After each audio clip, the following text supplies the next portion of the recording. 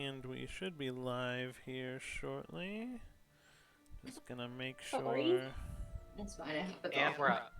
And we are indeed up. So perfect. How's it going, everybody? Thank you for coming back and playing.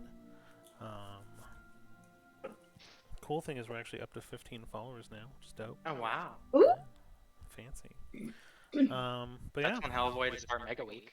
I know, right? Like this is gonna be pretty awesome. But cool. So why don't you guys go ahead and give me a little recap of next session, just for a minute or two, what you guys remember, what you guys did or liked, and then we will continue on with our story. Philo just knocked out Dimrin. Who was, to be fair, asking for it. Yeah. We stole owlbears and on tables in a bar. Got drunk. You got two of them drunk, Gail Dimrin. got drunk. Calvin.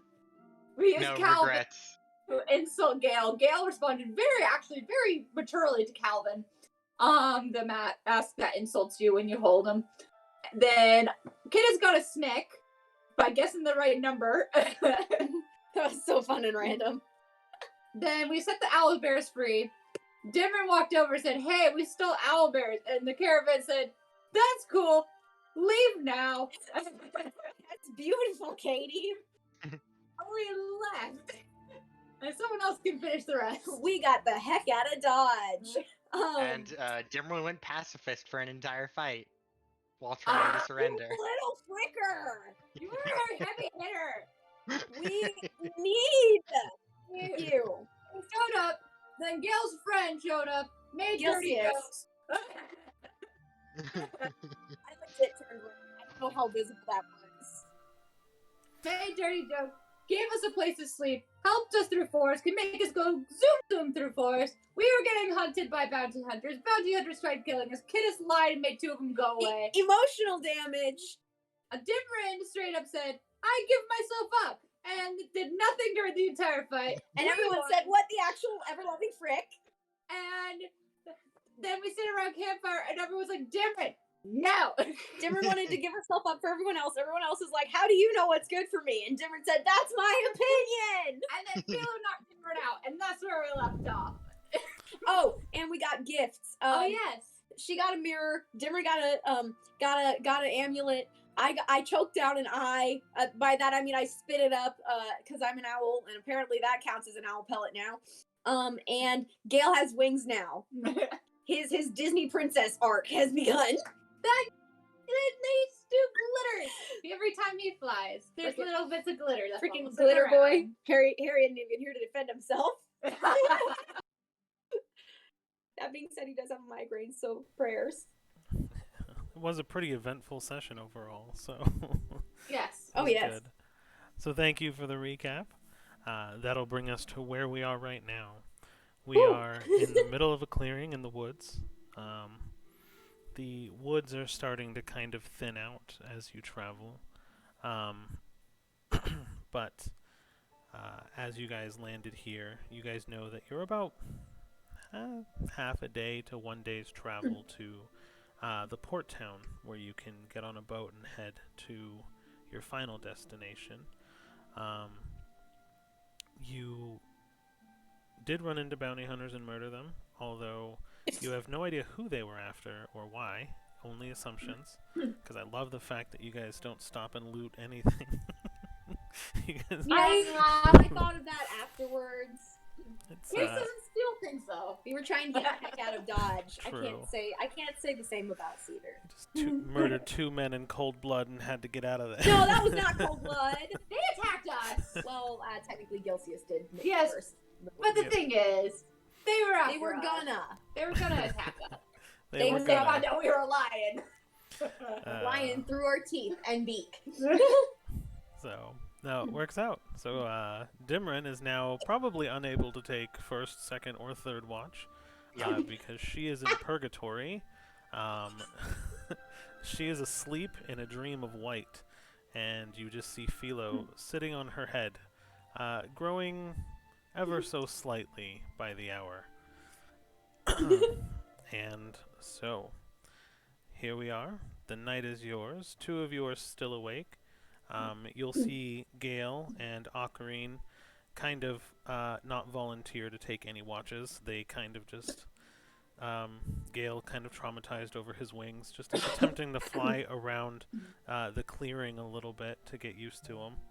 And Ocarine is throwing things at him playfully as he fails to dodge them.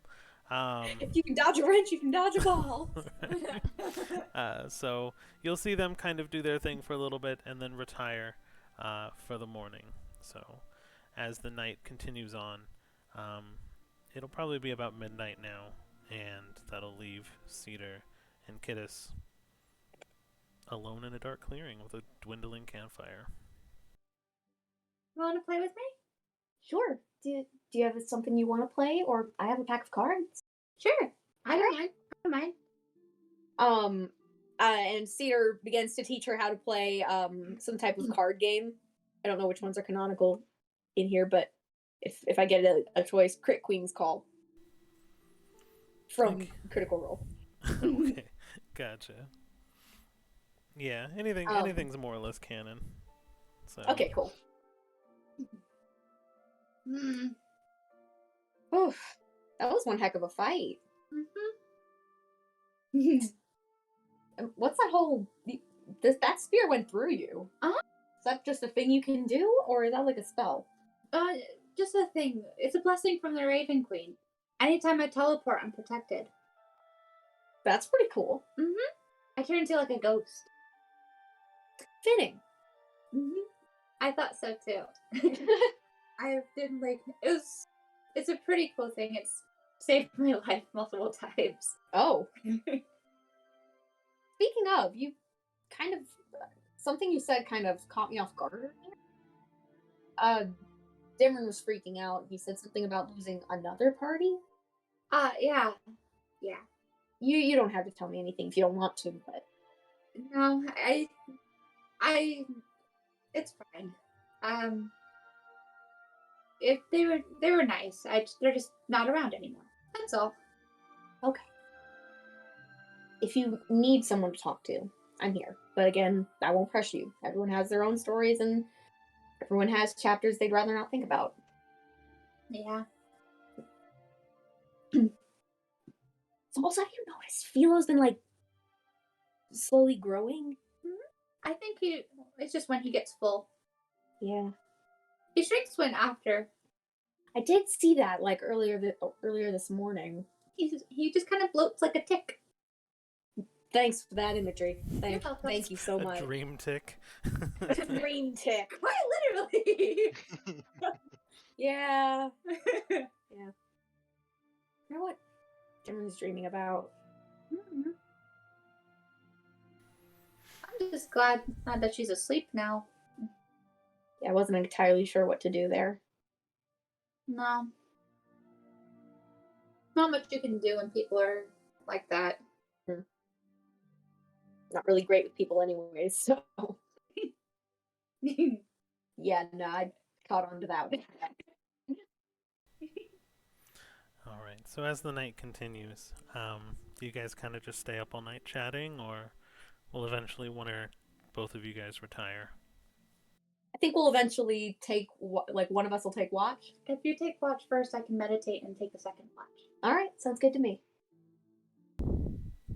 Okay. So first watch, midnight. Cedar, go ahead and just roll a general perception check. Let's see what you see at night. All right. Let me find that.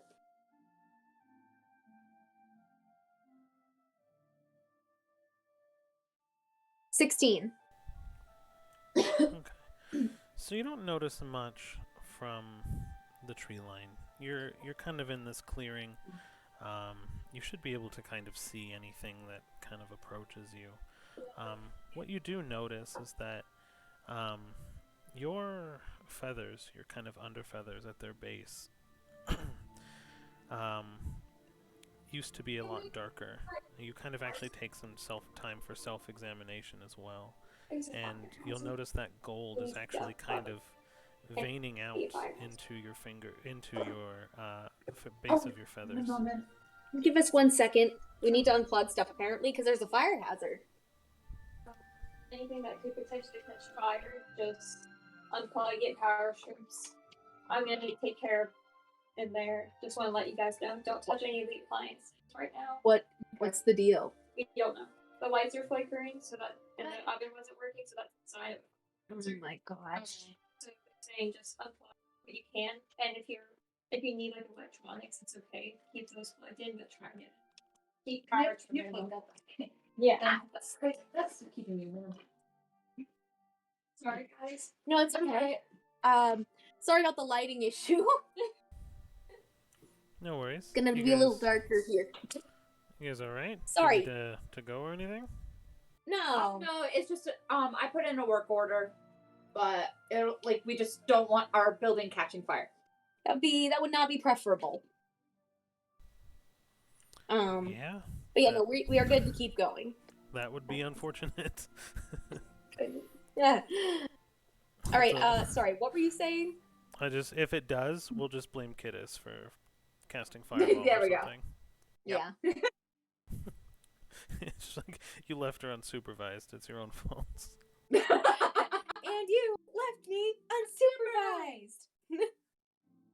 I'm sorry. What happens to my feathers again?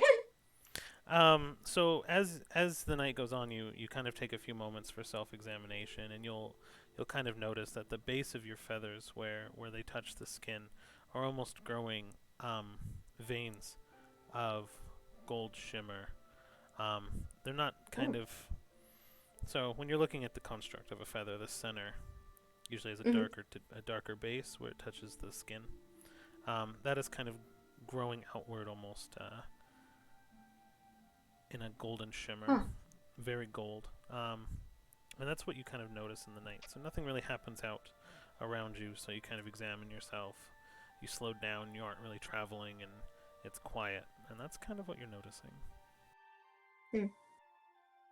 Oh, what are they doing to me?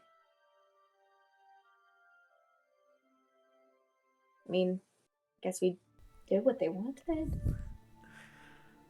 Yeah, screw it. Who even knows? So, that concludes your watch. As you stir Kiddis to kind of break her from her trance, it is probably only a few hours until daybreak now. So you don't get much sleep, but enough to get lightly rested.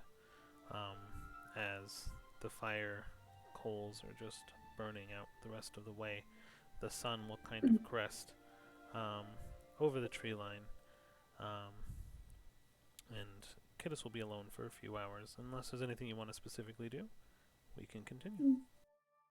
Yeah, no, she just kind of wanders off slightly, not far enough where she would not be able to hear or notice anything back there, but she kind of wanders around a little bit, just observing everything. Perfect. Yeah, nothing really goes on. Nothing too crazy. Just a normal, everyday night. Okay. You guys made quite the distance from where you were, thanks to Gilcius.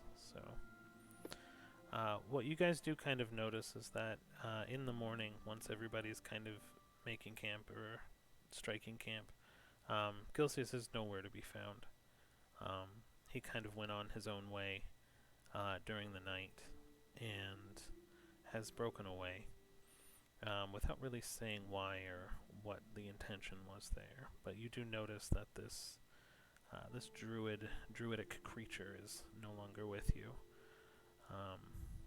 Ocarine and Gale still kind of go off with each other, keeping to themselves. And Dimron wakes up because Philo is almost sitting on her chest, suffocating her, because Philo has gotten quite large throughout the night. Um, Probably almost tripled in size. Probably about the size of a capybara now.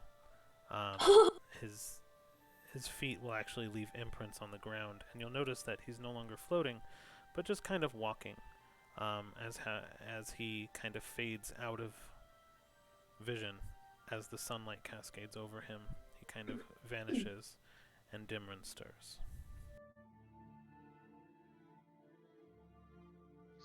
Dimron's just gonna Dimron's just gonna quietly wake up and just sit up, look at her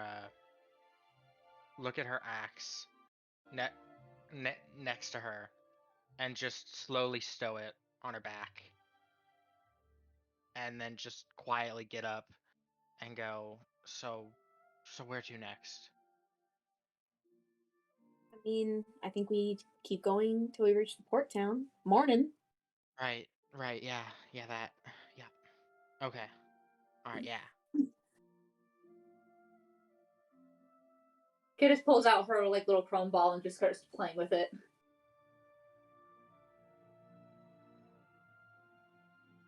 So, how do you sleep? I mean, I had a dream of nothing. Like you dreamed of nothing, or you had a dream solely about nothing? I dreamed of nothing. I was there, nothing else was. Ugh, Not fun. I'm boring. Well, shall we continue on, everyone? Yeah, sure. Okay. And for once, Dimron's kind of lagging behind a little bit. Just like, kind of like stuck in that 1,000-yard stare. Like she's just deep in thought about something.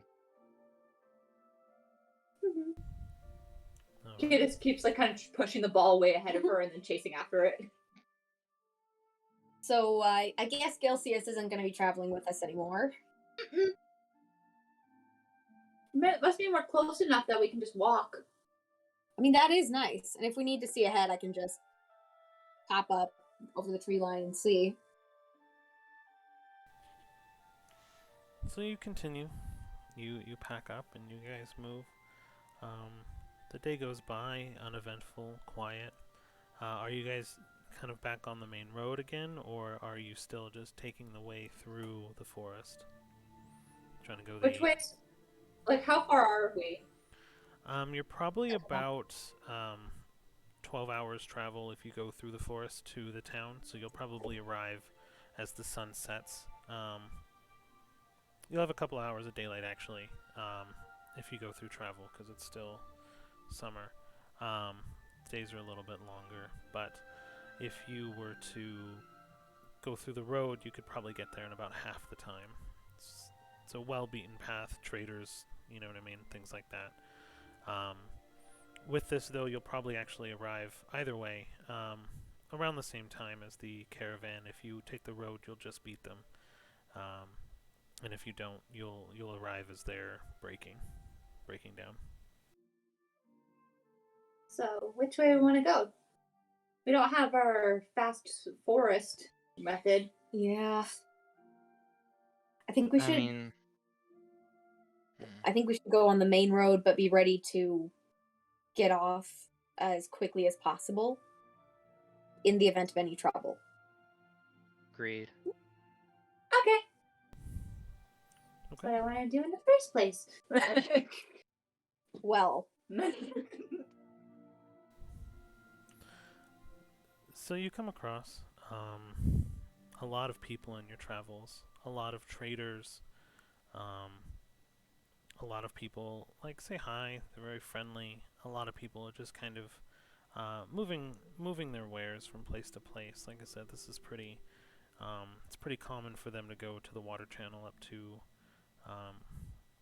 essentially catch a boat or a ferry. It's the closest connection to water. A lot of people going very far, east to the other island continents and things like that.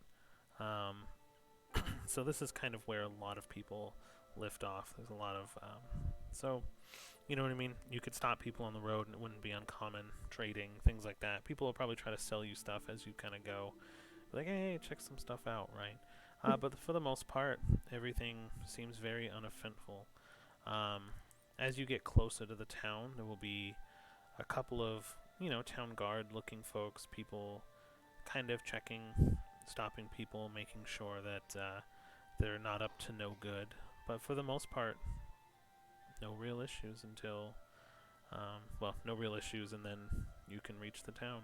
Unless there's anything specifically you want to do during travel. No, not really. No, Kiss is just saying hi to everyone she meets and playing with her ball. No idea. No earthly clue. Where people keep coming into our room tonight. Yeah, I think we just keep going through the town. Perfect. I kind of want Cedar to kind of try and like remember kind of everything that's happened, like kind of going over it in her mind, trying to like make sense of everything. But other than that, not really. Okay. So you reach the edge of this town. And you notice it's kind of surrounded by what looks to be a large channel, kind of a man-made channel, if you will. It's kind of a checkpoint. I don't want to say a moat, because that's very cliche, but towards the end of the road, you'll actually notice that a lot of the trees in the surrounding areas as you walk up to the town, like most others in this area, have been cut down and fortifications made. And you'll reach a little bit of a checkpoint that looks kind of like this. And the channel filled with water, the trees cut down for barricades, and then a makeshift bridge kind of set up. Very stable, very controlled, but you'll notice as you arrive that two guards will stop you at the entrance to the bridge if you approach them. Just kind of, you see a general observation. They seem to be stopping everybody, checking travel papers. They're going through manifests of wares, things like that. More directing people in and out of the city. Few people are being turned away, though, in your time observing.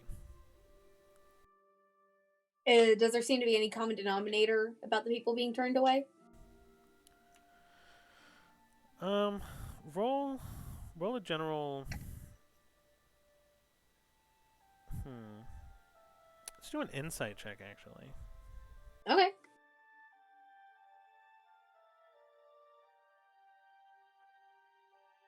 Mm-hmm. 22. Sorry, 22. That's a good roll, actually. You notice that the people that are being turned away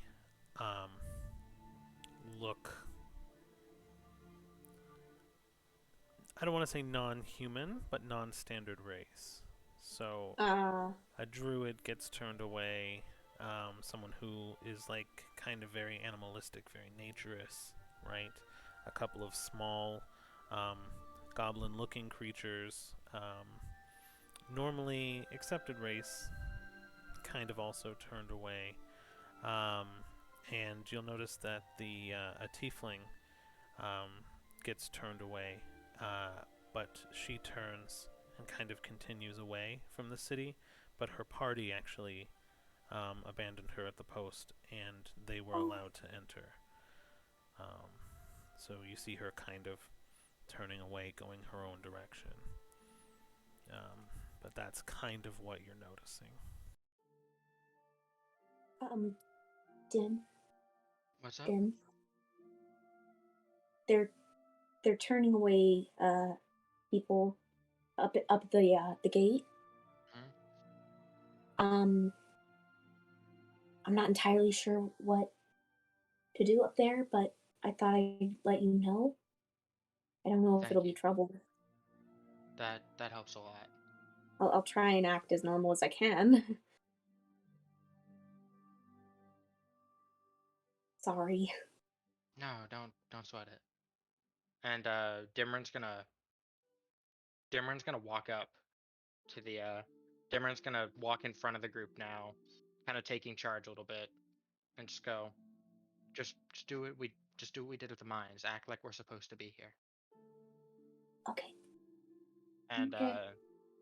Dimmer's gonna walk right up to the guards, and just wait for inspection. And as you kind of approach, one of the guards will hold out his hand and be like, "Halt! None shall pass. And why is that? We're doing inspections on everybody coming through. And you are well traveled, yes? Yes. You probably know of the impending fights and battles that every town in this region has gotten recently. So, we're just being a little bit more careful on who gets let into the city." That's completely reasonable, and I actually, as a city guard member myself, I greatly respect that, and I thank you for that. Of course. So as a city guard member, you can be understanding of my weary as you come with, well, a child clad in pink, not necessarily normal, an airman, and an owl. I don't think we can let the rest of your party in, but you may enter as needed. What is your business here? I'm you've probably heard of him. I'm going to see my brother in Kiberny. His name is Galmore Goldfist. Oh, Galmore. Give me a moment. So you're headed to Keebury then? That's correct. And what does your brother do? I don't really know. In complete honesty, he's been away in Fair, and we haven't kept in touch. But we're meeting up because I'm getting some steam pack charges for Chief Rimbus down in Bearvane, and Galmore said that he had a crate or two for me. I'm gonna make this easier for you because you just remembered all of that, and I appreciate it. That yes. was impressive, not gonna lie. That's good. I love that you're paying attention to the game. It just makes me so happy. Anyways, sorry. Back to character. Scene. All right. Yes. Your brother. I have him down as a mining foreman at in Keebury. So you're going to pick up charges. That's correct. So, this would be the likely route you would travel. How many days have you been traveling? Gosh, honestly, I'm not sure anymore. It feels like about 4 or 5. Gotcha. Interesting. Okay. Well, you've come at a good time. If you make it past the channel in good time, you'll likely actually still make time for the festival in a few days, which would be nice for everybody, I'm sure. Now, I do have to ask, your companions are not exactly up to par with people in the city. I don't think that they can come with you. They might have to turn back. May If I I'm- may I try to plead their case a little bit?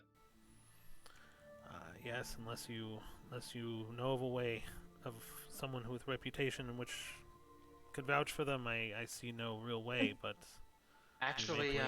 I do. So you seem like a well-traveled guard yourself. Have you been to Bearvane? of course, yes. So you're aware of the highly esteemed wizard named Mai? The headmistress, yes. Um, this one right here, and she points to Cedar, is Cedar. uh, this one right here is a direct student of Mai's and one of her prized pupils, if you will. Interesting. You carry proof of this? Yes, actually. And I would like to pull out the vial of inspiration that Mai gave me, Okay. crafted by Mai Talis herself. Ah, I see. and he'll kind of look at it, examine it, pass it to the other guard, who kind of looks at it. The guard will actually slip it into his breastplate. And I have that back. You may pass, um, but the others, uh, should No, we? no, no, no. That right there should be payment enough. No. I don't know what payment you speak of, and he's just being very obvious now. But listen, we'll let you through, you and your party, since you're headed straight through. The next ferry leaves in the morning. Um, I'm sure you can make fare. Looking at you, you don't look like you have enough to make it through, but you may. You carry the means at which you can leave this town in the following day, yes? Yes. Okay. If I still see you here the day after, we may have another conversation about compensation for entry into the city. And he just continues to look forward now, and will blatantly ignore anything you try to say. All right. Enjoy the vial. And Cedar just walks by, like, ramrod straight posture. Kiddo just skips on by, like, bye bye. I'm gonna do something. No, he doesn't notice the gold trailing from you. Wait, it trailed from me? I thought Gale was the only one that left a glitter trail. Well, you still kind of, you shimmer.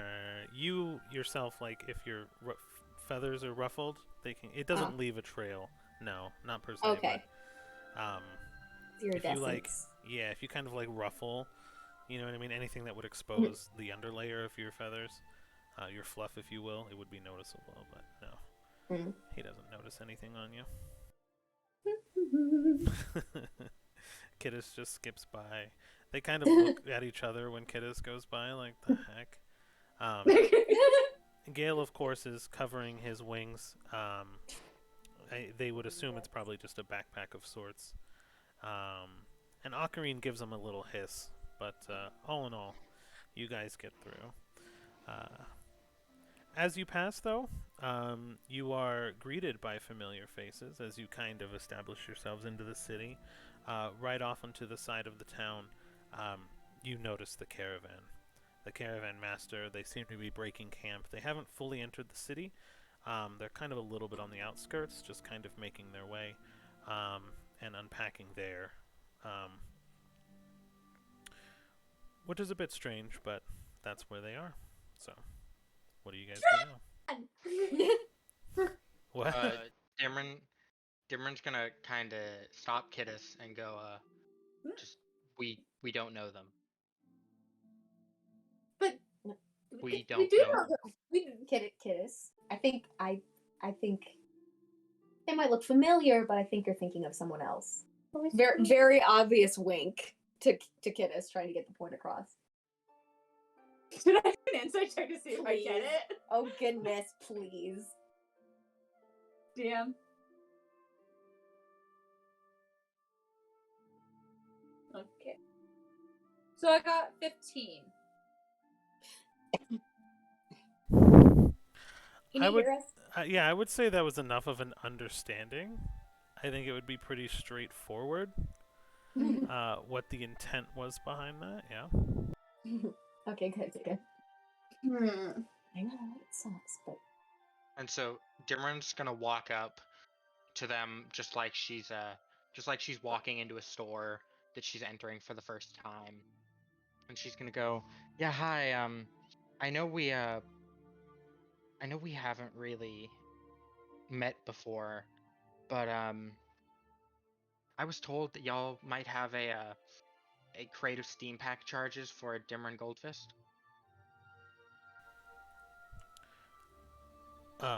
So you're walking up to the caravan? Yeah. Gotcha.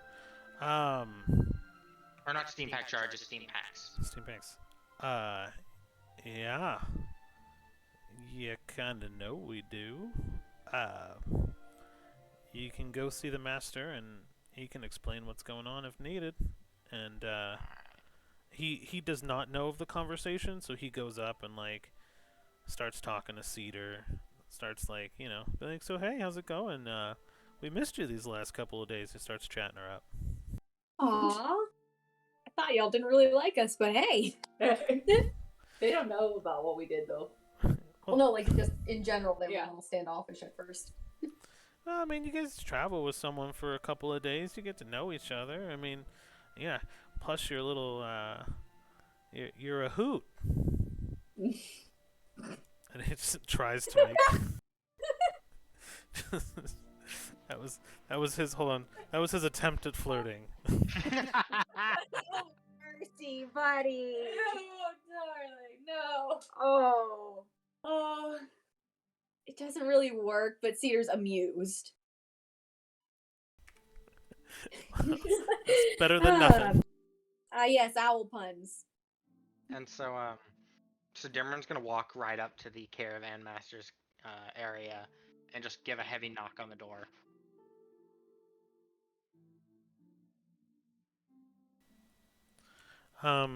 He comes out. He has a couple of people in tow with him that you haven't necessarily seen before, but he comes out. And, Dimron, you made it. I'm honestly surprised. I don't know how to take that, but thank you, I guess. Are we with Dimron? That's up to y'all. I'm just sticking with you. Okay. Yes, heavens please do. So, Oh no. we are headed in No, the I'm same. Oh gosh, we are all headed in the same direction. I'm assuming you're not as hot as you were traveling the other day, right? We have been encountered, we dealt with it, not in the best way, but we dealt with it. Sometimes you do it the only way you got to do it, and Well, it could have been done a little better. Are we not? We know them now? did you? Yes, goodness. And it's like, He kind of rubs the area on her head where her eardrum is, under the feathers. Mercy, Mistra. like, hi again, child, and he just kind of acts a little apprehensive. And Dimron's just gonna go, all right, we'll grab the crate, and we'll be out of your hair. Well, I was gonna say, we own a boat, to travel with. If you needed to, you can travel with us as long as you're sure that we won't have any trouble from it. I'm not sure. That's the issue. All right. We'll feel out the night. You can pick up your goods in the morning. We will probably set sail after the morning rush. Usually the main ferries leave across the water, usually in the morning, and we'll kind of avoid that mess through the canal and just we'll head out about midday. If you think it's safe, come with us. If not, come get the packs in the morning. You can charter them as you will. Thank you. Yep. Is that all you need? Because I have other business. I believe so. Yes. All right. Perfect. And he'll kind of go back inside with the other two gentlemen. And you smell floral kind of tobacco. And if you peek into his caravan, you see a couple of other people sitting around the table, all kind of smoking and playing cards. All right. He was high. I know. Oh.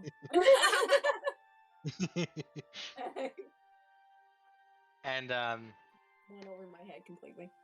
Dimron's gonna turn back to the others and go, all right, we're gonna go get the shittiest, most nondescript inn we can find, and pick up our steam packs in the morning. Got it. Oh, Dimron. What's up?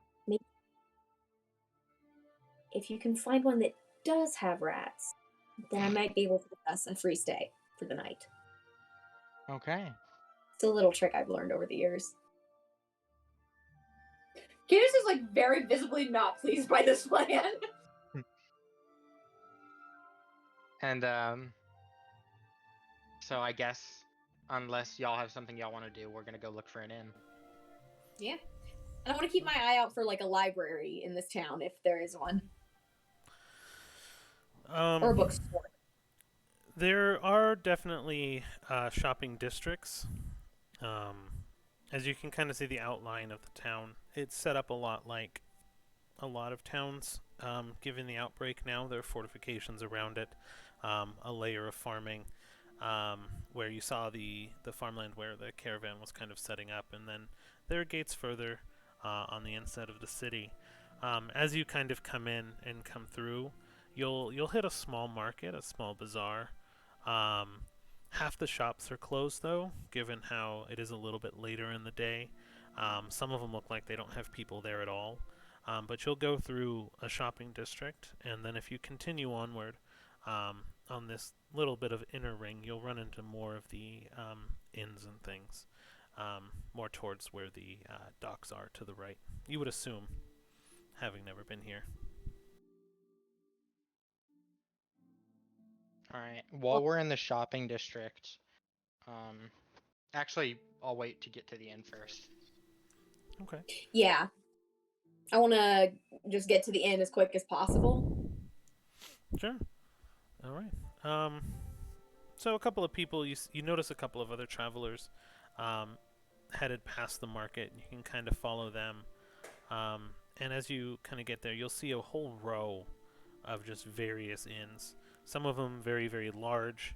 And then as they get kind of closer to the dock, they get smaller and smaller and shittier and kind of shittier. But I mean, you can definitely land on a cheaper looking one without too much difficulty. Yeah. Why can't we go to the one of the nicer ones? Sometimes it's what you got to do when traveling, kiddo. Trust me. We tried. Yes. This past how long? Therefore, a roof is an improvement. It's not an improvement. A bed is an improvement from the dirt. Not when the bed has fleas. Bed. I'll peck for fleas. I can clean the room. How's that? I prestidigitation. Will that make you happy? No, but it'll make it better. All right, let's go. All right, I'm working on finding a shitty inn. Give me a second. It's on Trivago for medieval stuff. D&D Trivago. Can we find one that at least has like something I can use for like a nice bath? We can certainly try. Oh man, I'm trying to find. Give me 1 second. I'll find something. I have hundreds of maps. I got to. Oh. For someone who's been on the road, you're awfully picky, kiddo. I like nice things. They're sleeping outside when traveling alongside the road. That's a necessity. We are in a city. Yeah, a city that doesn't like us. And that's my problem. How? Well, it's your problem if they decide it's your problem. Well, then it'll be their problem too. Yeah. It's pretty simple. You know what? Sure.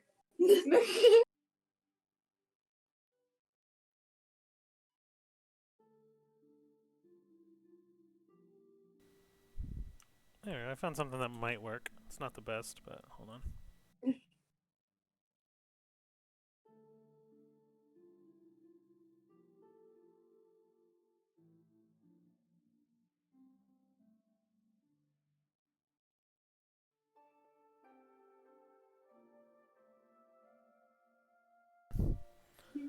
My Chrome just froze on me here, sorry. Oh dear. No worries. Kiss is still just mumbling like small complaints the entire way to this inn. Cedar is pointedly ignoring the complaints. There we go. For a creature that has amazing hearing, suddenly she can't hear a thing. Right. So you make your way in. It has one front door, one underground area. It's got a bar off to the corner. It's pretty lively, pretty loud.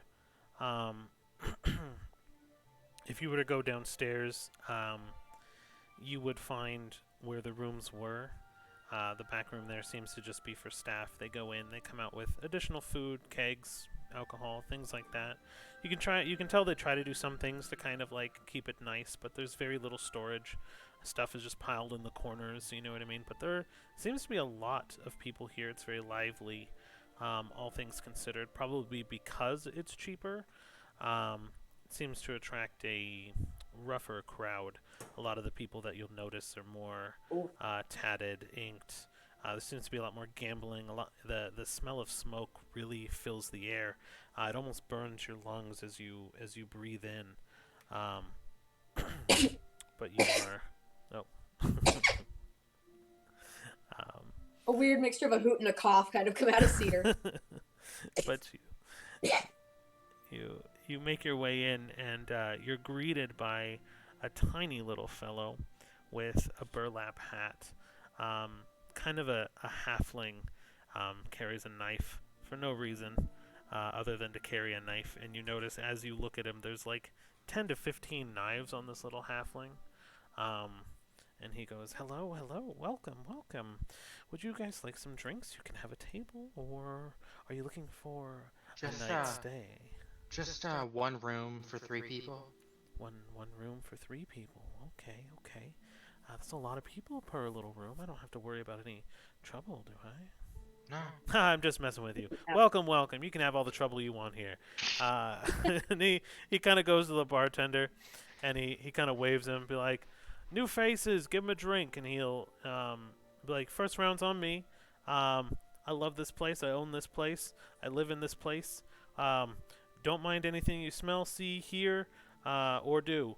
Do whatever you want to do. Just do and whatever. Just wash your hands.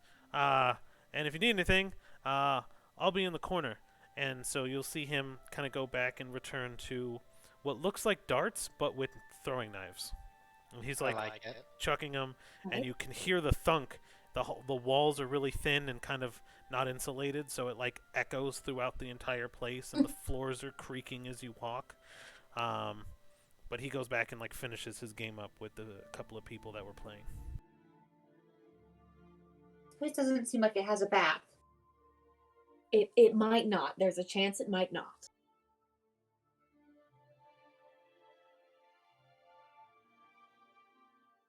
I'm starting to smell. So the bartender walks up, and he has the alcohol on a plate. He seems human for the most part. He's really kind of dirty. Seems like he's was shoveling coal or soot out of some fireplaces recently. Like he's just dirty. Kind of stinks a little bit, but offers you each a drink. Is like, this one's on the house. Don't mind the owner. If you need anything, you can talk to me too. If you need anything, and he winks, you can talk to the owner. Thanks. And so how much are we being charged for one room? For one room? For 3 of you? Oh. Um, I actually was wondering about that. And I kind of like draw a little closer. I was wondering if we could maybe work something out. As you see, I am an Owlin, and I was wondering if we could work out a little deal. I could get rid of any rodents in the area for the low price of my compatriots and I just spending the night here. If you can clean the rats out of this place, you could stay here for free for the rest of your life. I'll tell you what. I'll do that. You do what you can, and I'll give you the room, and he just laughs to himself. The rooms are downstairs. Take your pick, I guess. And Thank you. no problem. If I don't like what you're doing, the room price is a little steep. It's 10 copper.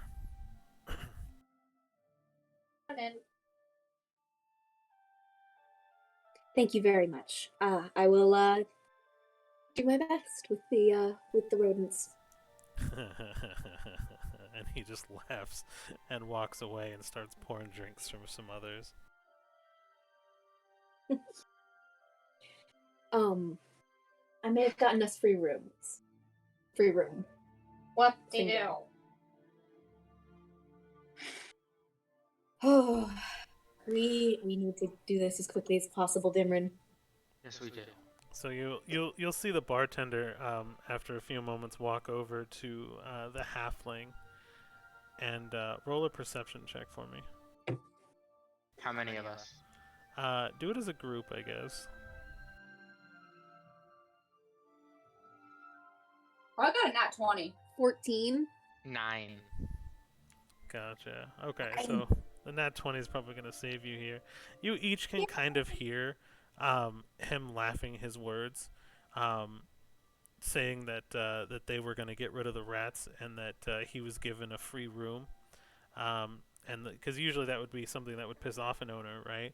And you see the halfling turn around, look, and starts busting up like side curl laughing, and he's like holding his stomach, like 6 knives fall out of his vest pockets and hit the ground, and he's like, "You did the right thing." And then he turns around and continues playing. Well, those are going to be some big rats. But hey, more And food. just as Dimron's about to leave to head down to her room, she calls out to the bartender and she goes, "Hey, watch this." And from where she's standing, she's gonna take out one of her daggers and chuck it at the dartboard. Okay. Do an attack roll. Let's see how well you do. All right. Let me go ahead and equip a dagger really quickly so I can see my. Well, actually, my bonus is a 5. 23. Dang. Okay. So this is set up like a standard dartboard, and what you kind of do is you throw it and it curls through the air, and lands on like a triple 20, like right dead center above the bullseye, just a triple 20 in that small bar. And he says, okay, not bad.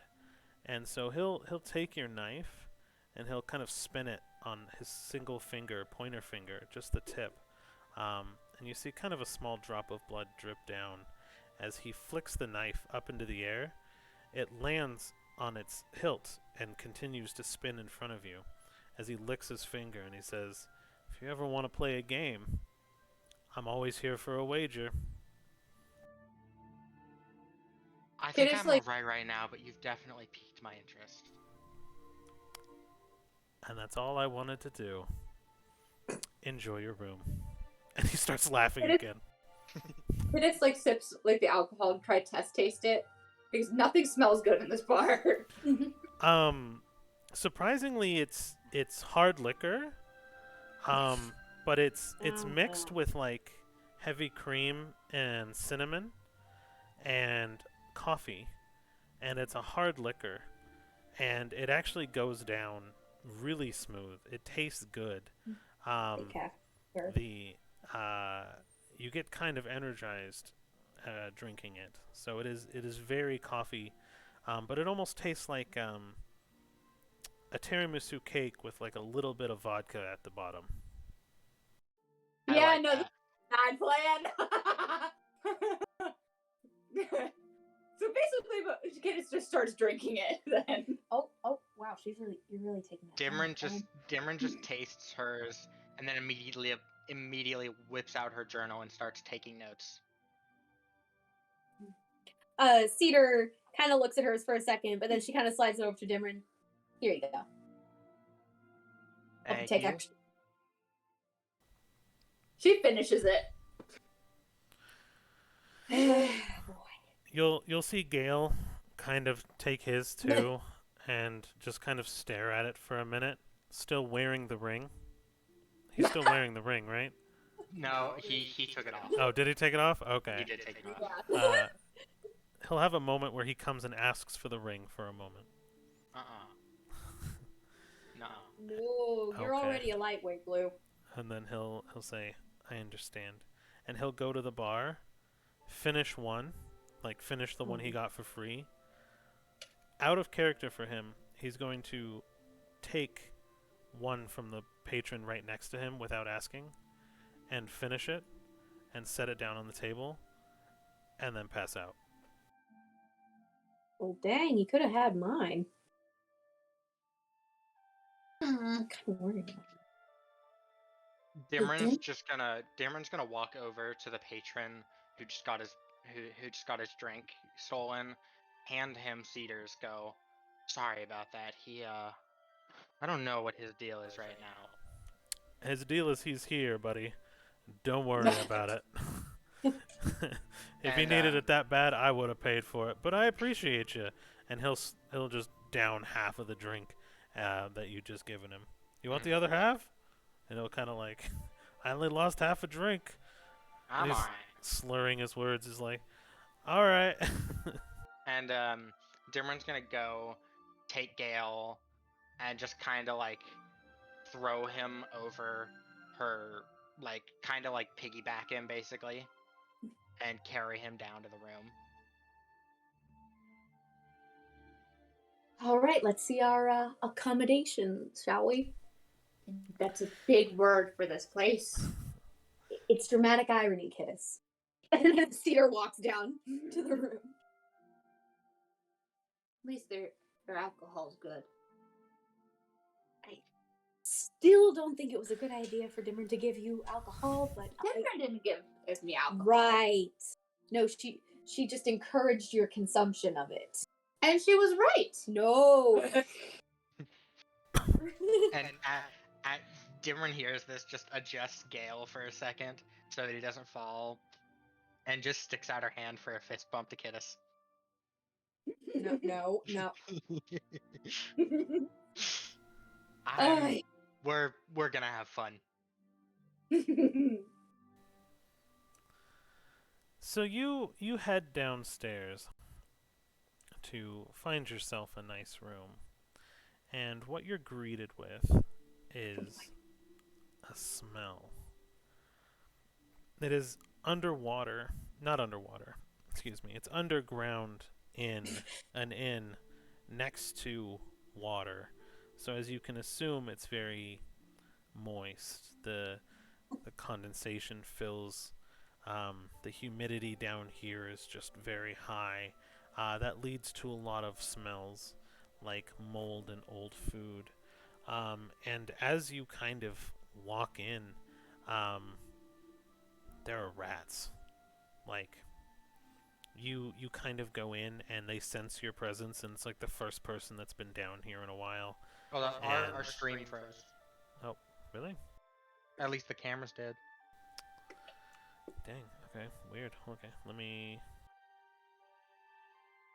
Good call.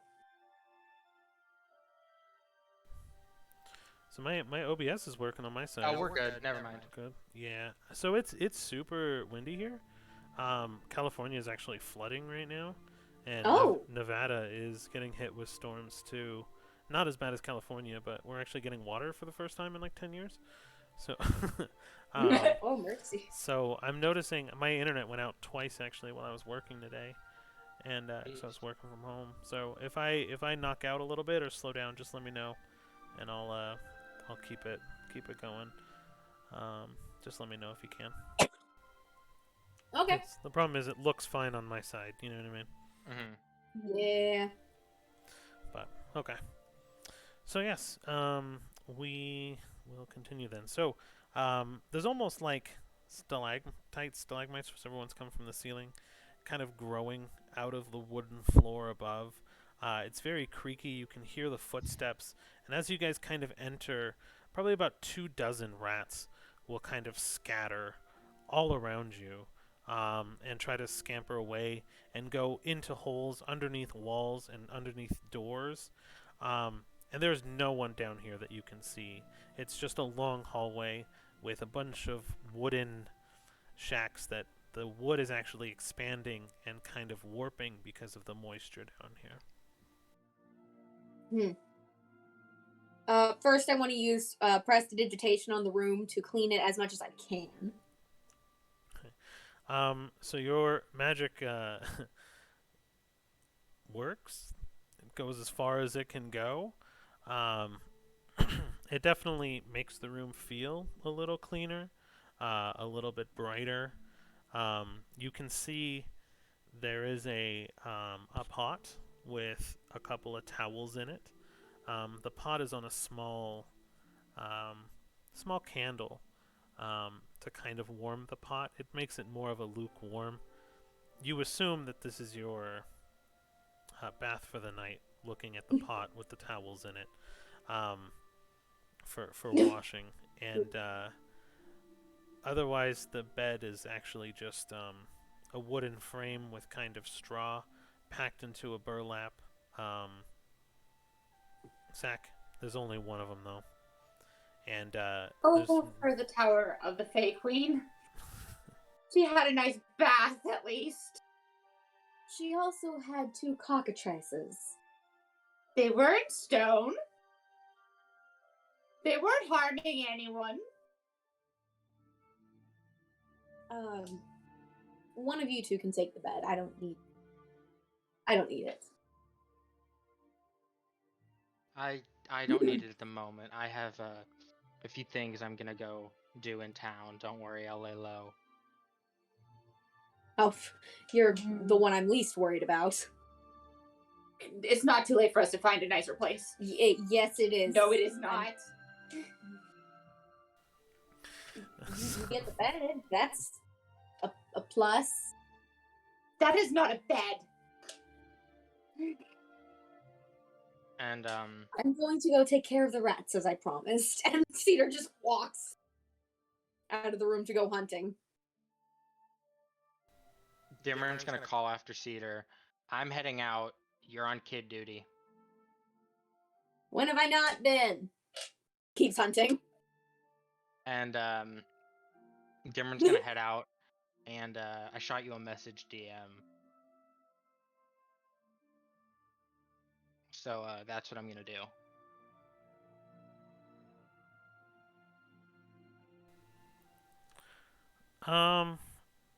Okay. How much gold do you have? 100 even. Okay.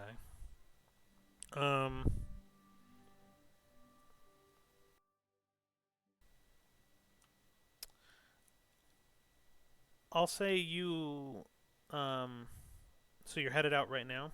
Yeah. Okay. I'll just given that it's nighttime, you'll walk to the market just for time explanation. You'll walk to the market. You'll see that nothing is really open anymore.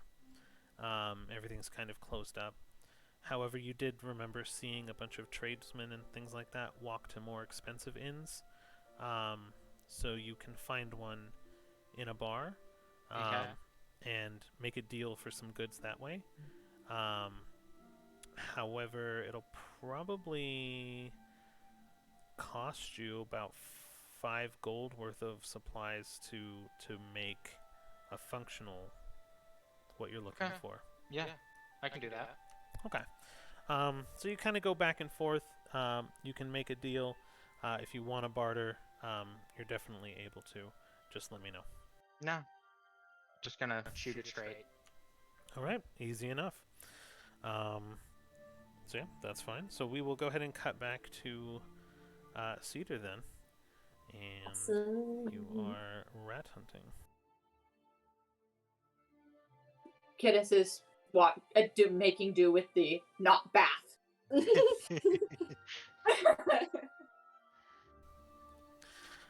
The towels are actually a little dirty, so as you're kind of like cleaning yourself,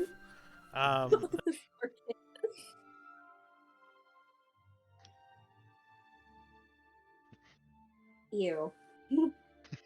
Barry, can you fix this? Please heal that.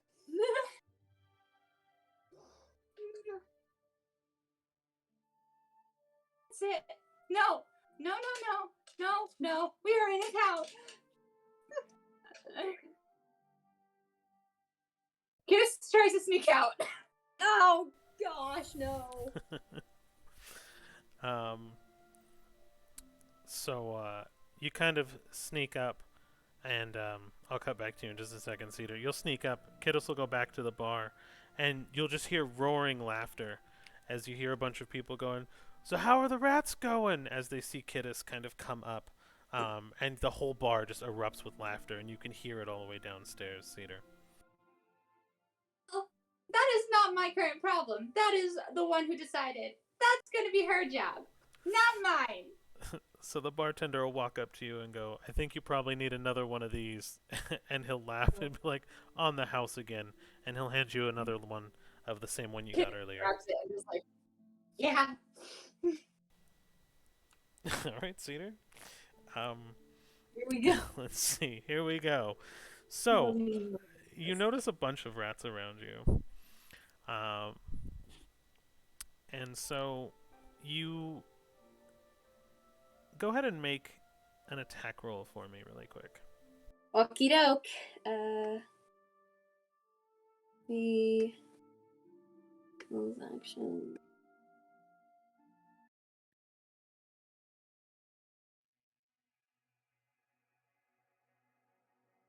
Son of a gun. That is a natural one. So are you attacking with claws or a knife, or how are you trying to catch them?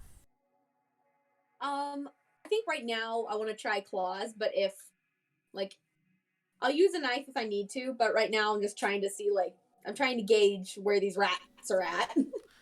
So they're kind of all around you. You're noticing them skitter. They will run into the room, notice you're there, and kind of run away. They're in the hallways. They're pretty much everywhere.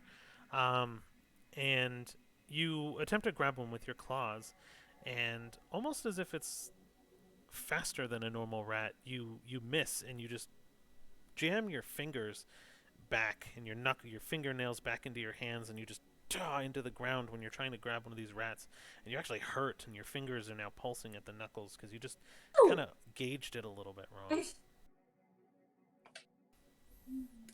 And still the rats remain. I guess I keep trying. Okay. Do another attack roll for me. All right. That's a 16, but I don't know what I'm supposed. Wait, what am I supposed to add to attack rolls? Plus 6. 6. Oh, okay. Then that would be 22. So your claw goes in, and the dodge that happens from this rat is almost supernatural, as it senses your attack as it kind of comes in and jumps to the side. Roll a perception check for me. Okay.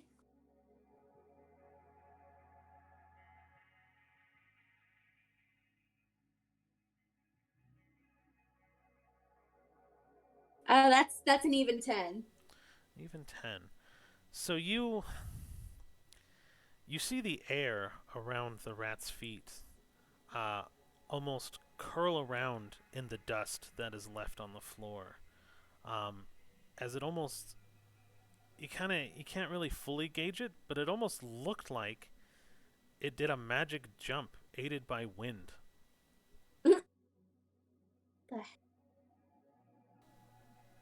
So Kid is like up here, and she's like, "Why is this place so dirty? Why?" She's like halfway through the second drink now. Oh no. He's like, and then the bartender will be, "Throw another copper my way, and I'll keep him coming. Just let me know."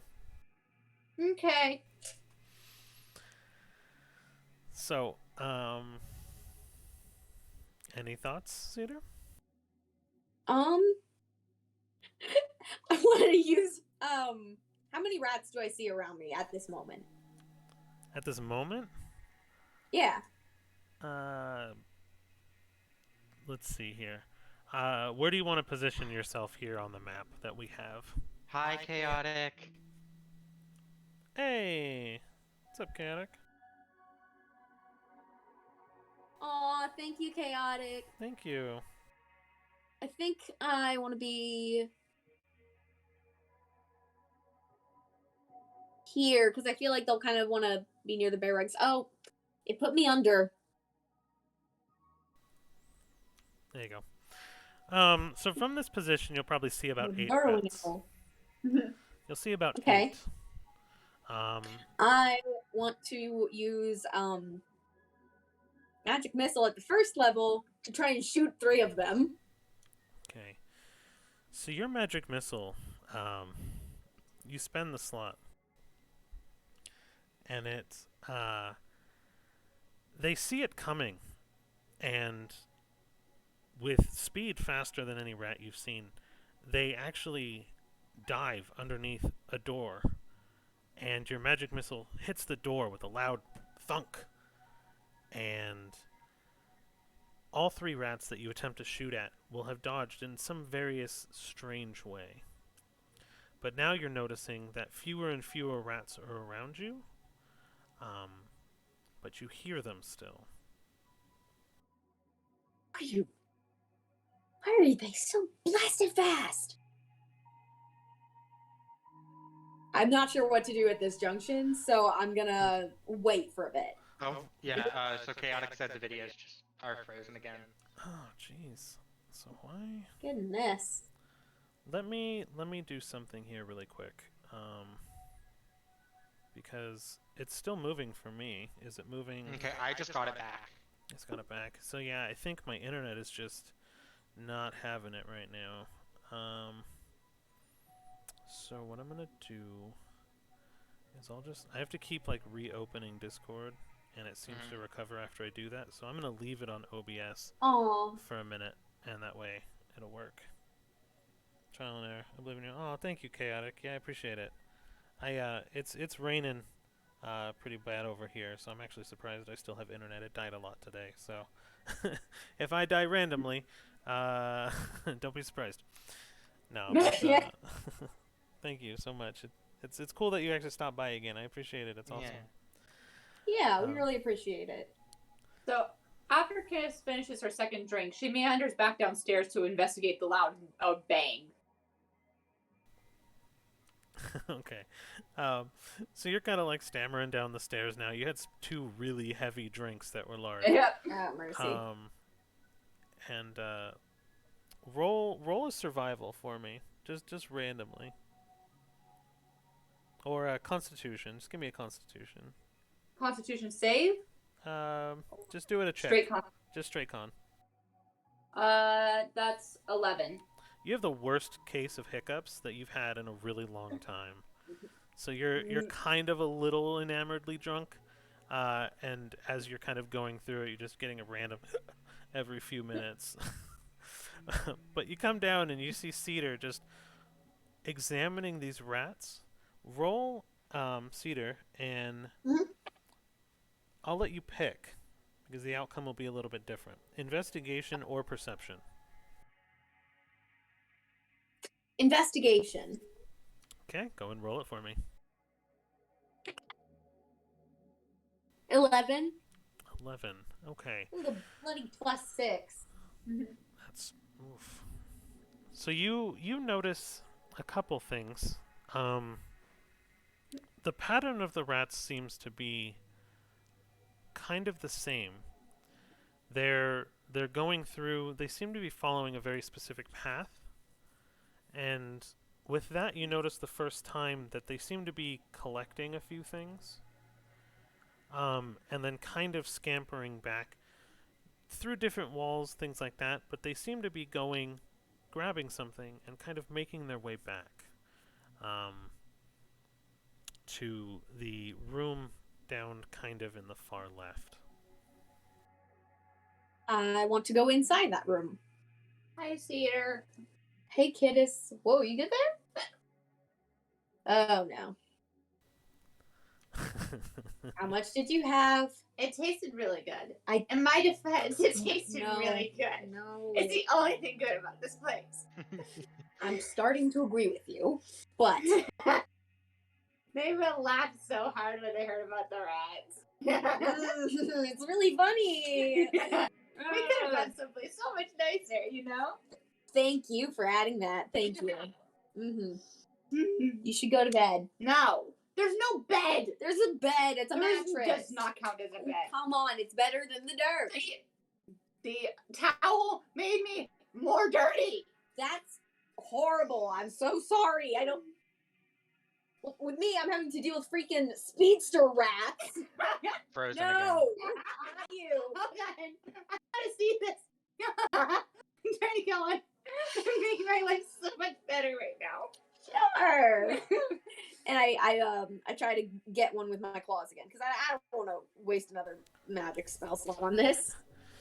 So, you notice a couple of them, instead of avoiding you, will actually come and almost dodge around you to get into this room.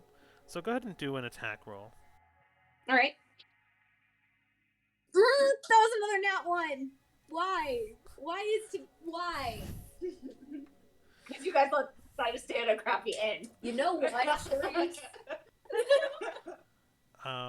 So hold on. This is what I'm gonna do then, because you keep getting nat ones. You miss.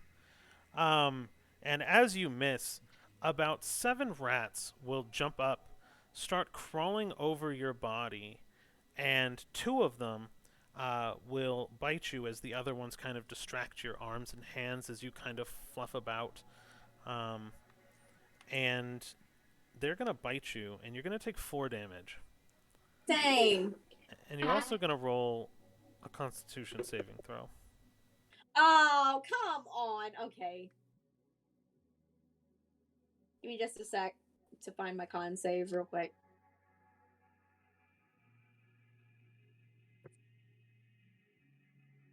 16? You definitely felt as if you got groggy for a second, but you snapped right out of it. And you seem to be okay. But you kind of catch something out of the corner of your eye. A rather large philo fading in and out of vision as he's trying to jump and catch one of the rats. And he kind of puts his paws on it, and it like travels around him, and then he scampers around all 4s, like kind of trying to attack it and spinning around in a circle. And then he fades out of vision, and then he's behind you, kind of doing the same thing. Oh my gosh. I swear that thing keeps popping in and out. I want to go into the room that the rats are kind of centralizing in. Okay. So, as you look around, they are definitely coming in here for something. What you see in the room are a bunch of open ice urinals, not gender specific, and the smell of piss just wafts through and through your nose, your person. I'm not going to make you roll a con save, but I probably should with how bad this room probably smells. Candace, you don't want to come in here. It smells I'm awful. going back upstairs. Thank you for your support. I didn't ask to be here. A lot of them have fluid in the bottoms of them, filled with ice. Ew. And the rats seem to be jumping into them. Each one, Disgusting. kind of at random. So go I watch. I'm not gonna put my hand in one of those things. I'm just gonna watch the rats. roll an investigation for me. Cedar kind of mumbles to herself. Oh, says there was a network error. Please try again. For the stream? For the look. Maybe it's just our Wi-Fi. Yeah, for me it's still up. Yeah. Oh, still says I'm live for me. gonna turn off my part of the stream manager and then just keep playing. How's that? That sounds good. Okay. Investigation, you said? Yep. Gotcha.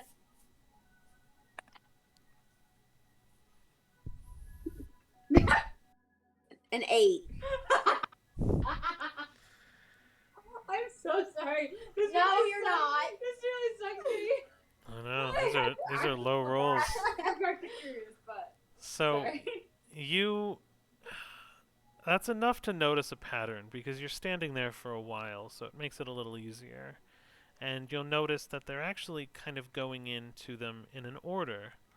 So the bottom left one they're going into first, the second one, the one above that they're going into second, the one above it they're going third, the bottom right one is fourth, fifth, and sixth. So they're each taking turns jumping in. So they're all kind of skittering into this room. But what you do notice is they're only coming out of the first one that they go in.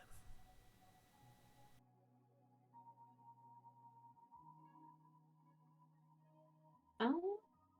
I want to wait until one tries to jump out, and then I want to grab it. Okay. Roll your attack roll. 13. Chaotic is going to give you a chaotic inspiration, and I'll let it pass. So for the next nat 1 you get, we'll let you re-roll it. There you go. Thank you, chaotic. The funny thing is they have an inspiration potion that they can technically drink, but they still never don't.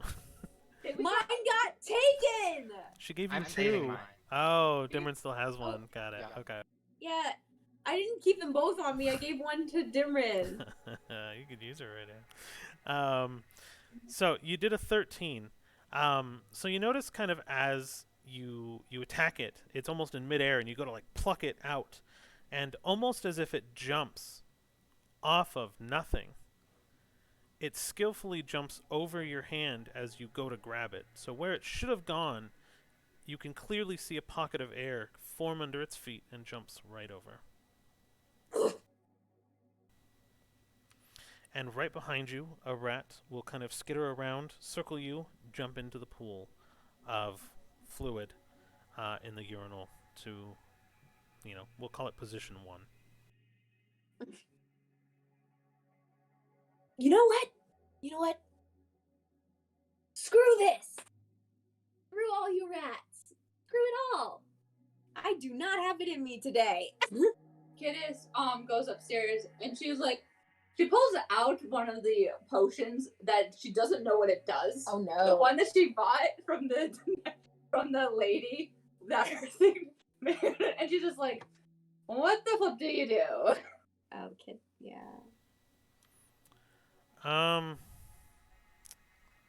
So she's not drinking it herself, though. Mind you, she's just pissed at this point.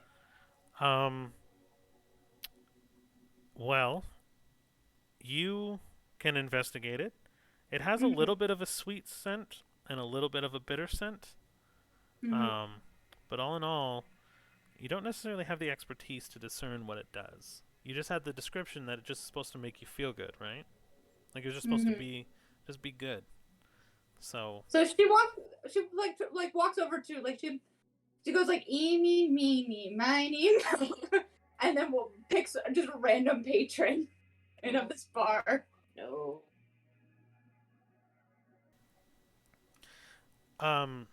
You find a gentleman covered in tattoos. You assume would be a sailor. They're very nautical themed. The dude is built like a brick. He's just his bicep is probably larger than your head, and he's just a giant man, and he's playing cards. And this is the person that you any mini miny mo to walk up to. I'm assuming you walk up to them. Yes, she has no survival instinct, darling. Especially at where she feels at this point. Can I feel that chaotic. I was forgetting my hopes and dreams. What did chaotic say? Chaotic said his arms are bigger than my hopes and dreams. Love it. But so Kittis walks up to him. Hello. A child? Hi. Hi. No. What can I do for you, little one? And he'll pat your head if you don't contest it. She does not. So, I got thing that I'm supposed to not drink, but it's supposed to make you feel really good. But I'm not supposed to drink it. I got told no. Ah. So, you want me to drink it? Sure. No. Why not? I'll tell you what though. Are you drunk? I don't know. Oh, I've never been drunk. Ah. That's a lie. All right then. So, he'll look at the vial for you.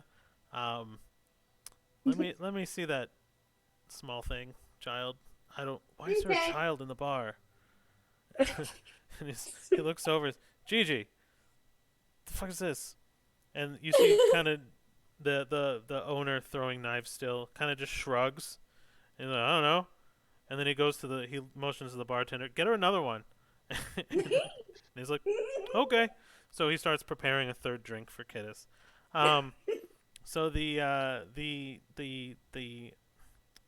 very strong, burly-looking gentleman uh, takes he takes pity on the child, and he'll take the vial, and he kind of shakes it around. He gives it a sniff.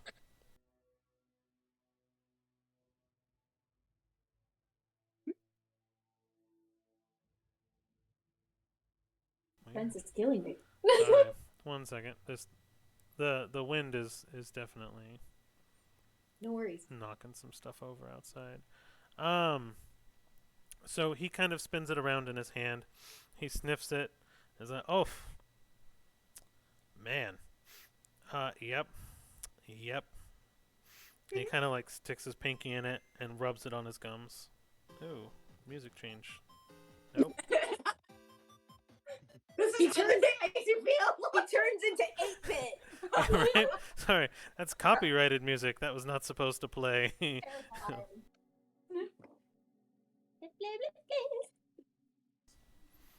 Okay. So he dips his pinky in it and rubs it on his gums. He goes, yep.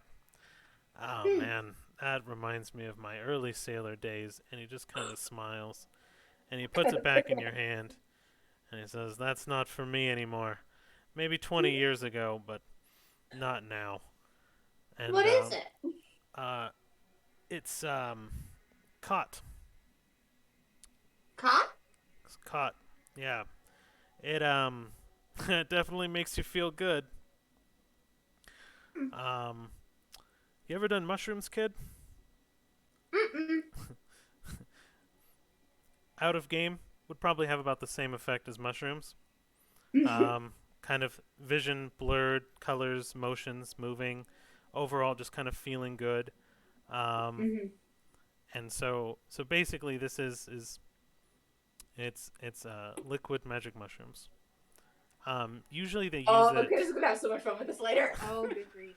Usually they use it for like medical examinations and things like that, or surgeries. They don't have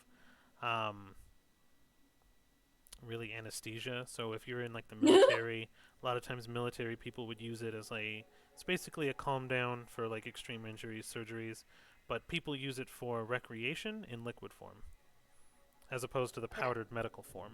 So that's what this is, and he's very familiar with it. So Candace puts it back down and she's like, and then she continues her other alcohol and she's like, "You're my new friend." And we cut back to Cedar. I want to use my minor conjuration ability, which I don't think that's a spell. Like, it's just an Nope. ability that I have. Nope. What? Yep. Mm-hmm. That's just an ability? Okay, as a conjuration wizard. And I want to make a cover that will block the one that they come out of. It'll just Interesting. sit over top of it. Interesting. So you're gonna block It the annoys me. It's my turn. you're gonna block the position 1/1. Yes. Okay. Huh?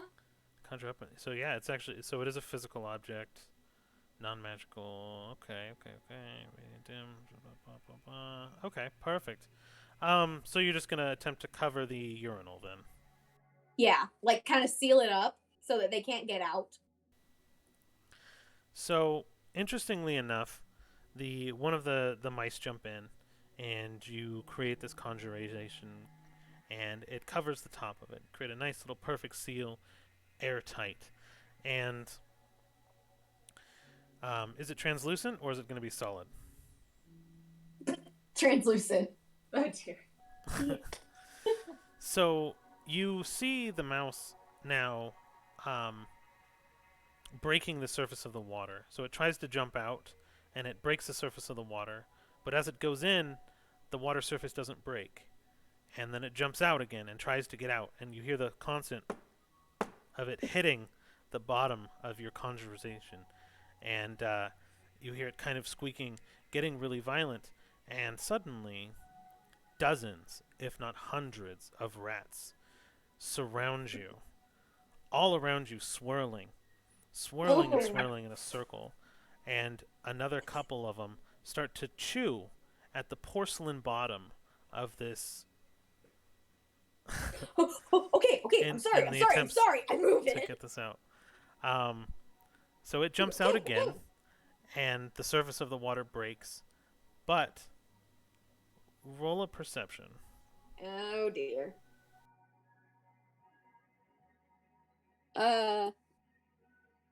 15? He's dry. What? Ugh,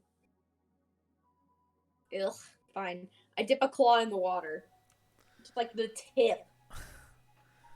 So, just the tip. Yes? Damn it, Okay. Dia. Sorry. You set it up for me. You set it up for me. I had to. I'm Oh. sorry. That's not. It's not. It's not even related. The setup was there. I'm sorry. Continuing on. So you tip just the claw, and America's favorite game. God damn it, chaotic. So, the claw does feel a little bit wet, but you begin to see ripples like you would a stone in the water, but they're centralized on your claw, and they don't stop. For as long as your claw's in the water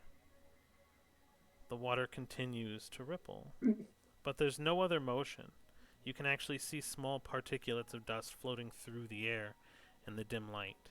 So there's no other motion. So there shouldn't be any sort of movement in the water, but there is as long as your claw's there. And this is what you notice. Does it seem that it's only in the water, or is it also like the wall and the porcelain itself? Just the water. And as you're doing it, one of the rats jumps into the water next to you. But this time, as your claw's still in there, the rat hits the water and splashes and begins to swim around confused. And Look, buddy, I'm just as confused as you are. as he splashes around, the smell is just permeating out now, and the mouse gosh. is wet, and it's just gross. Wait, I want to take my claw out of the water to see what happens to the rat. You take your claw out, the rat falls right through the water, and a few moments later, will jump out. Where the heck are you going? I'm just sitting there, like, I just looked one right in the eye. What? I'm thinking this is like a spell. Yeah. Like I'm wondering if these are not real rats.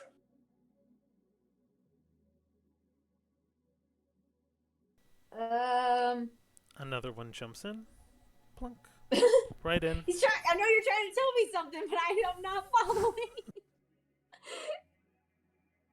For once, I'm not picking up on the hints. Hey DM, how long has it been? How long has she been doing this? Yeah, or like how long has all of this happened since Dimron left? Probably about an hour. Okay. So you would have been probably done making your business. Mm. Um, and you could have easily probably made it back within that time. It wouldn't have Alright. taken very long if you didn't barter and stuff. Yeah. Alright. Um, so then Dimron's gonna head downstairs and kind of yell out for Cedar and just go, Cedar, why is the kid at the Why? bar? I'm dealing with weird rats. I don't know. And Getting Dimron, about finished her third drink. Is she still drinking? yeah, Oh, good. Everything switch. I'm You getting you patient. take care of the kid. I'll deal with the rats. We'll reconvene. Okay. They're jumping in and out of that thing, and I don't know where the heck they're going. Mm. But And also they're freakishly fast. once this is over, we gotta talk, you and me. Okay. Wow. Wow, that is one of my least favorite sentences, but okay. And Cedar walks off and uses prestidigitation to clean her hand just like real quick. Like it doesn't even look like there's anything on it, but she just like casts prestidigitation 1, 2, 3 times, just making sure. And Dimron's just gonna walk into this bathroom, close the door behind her, sit down, and start ritually casting Speak with Animals. Interesting.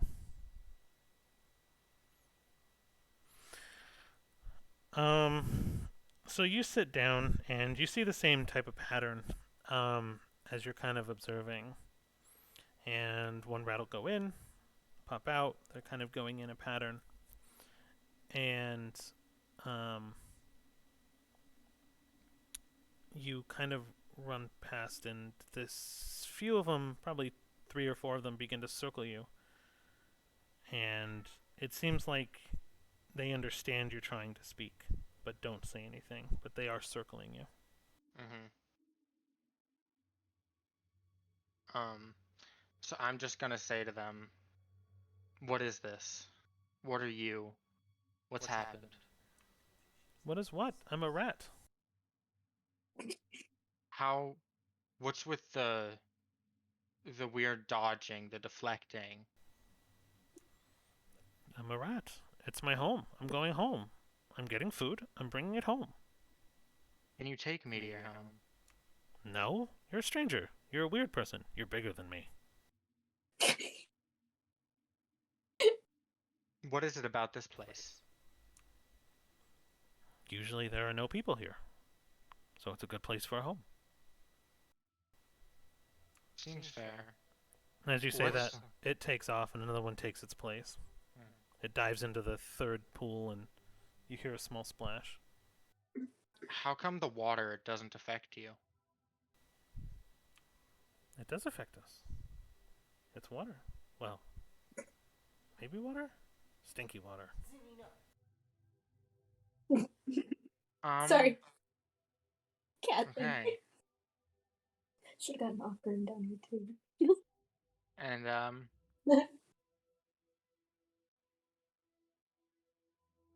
all right. Can I?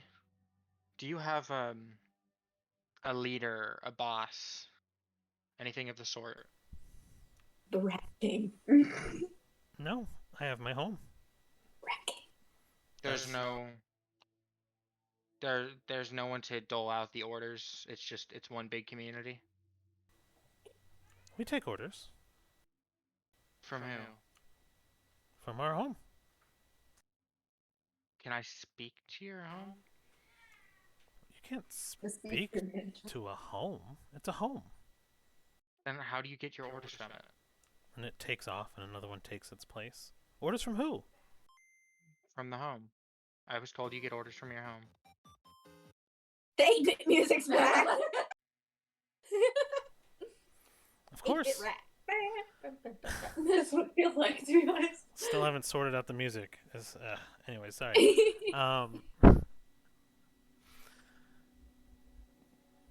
Yes, don't you do what impulses you to do? You sleep, Mm, you eat, you piss, you poo, true. True. and you do. And that rat takes off, and another one takes its place, and it starts circling That you. reminds me of what the bartender said. Mm. Oh yeah. What's with the Or what's with not the bartender, air the circling you? My home is magic. Sorry, the intonation. Magic. My Well, home is thank you magic. for this information and thank you for your time. Give me 30 seconds.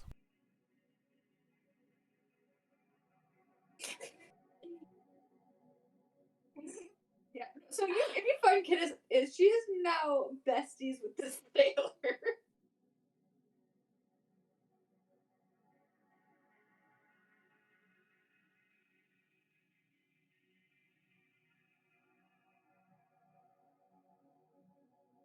Trying to properly give him a second. Okay, sorry about that. Oh, no worries. So Cedar goes upstairs to try and find Kittis. And she first she kind of stops by the dartboard. Are there any daggers lying around or Oh, like there are for the game? dozens. They're everywhere in the area of the dartboard. I take one of them by the hilt, kind of like do like it, you know how if you're sometimes sitting at a desk you do like a pencil flip like through your fingers. Mm-hmm. I want Cedar to do that with the dagger and then throw it towards the target. There's the word. Okay, so this one's going to be a little different, because I'm assuming you're trying to do something specific. So do a performance roll for me.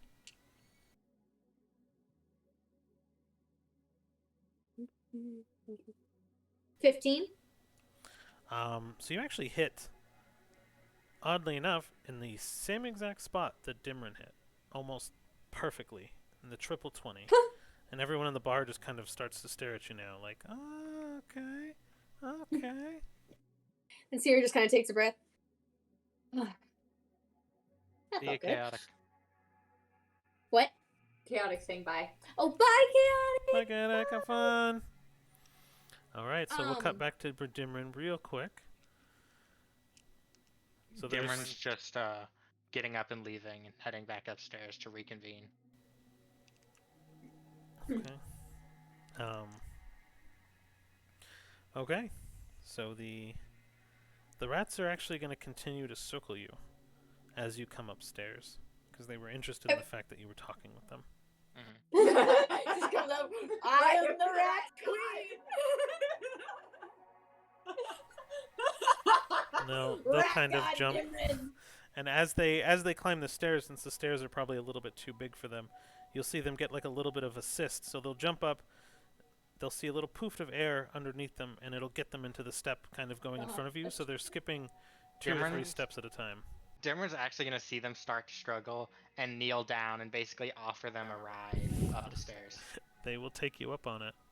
No, Roll a Rat queen. yeah. Roll what? Roll a survival. Okay. Oh my gosh. 23. Roll. You're vaguely familiar with rats, just through life. I mean, they exist in nature, they exist in cities, townships, everything. You've held rats before. I'm sure you've killed a rat or two in your childhood. This feels, their feet feel very cold. Okay. And it's kind of unnerving because that's not how a rat, like usually they're warm, they're alive. Mm-hmm. They just feel very cold.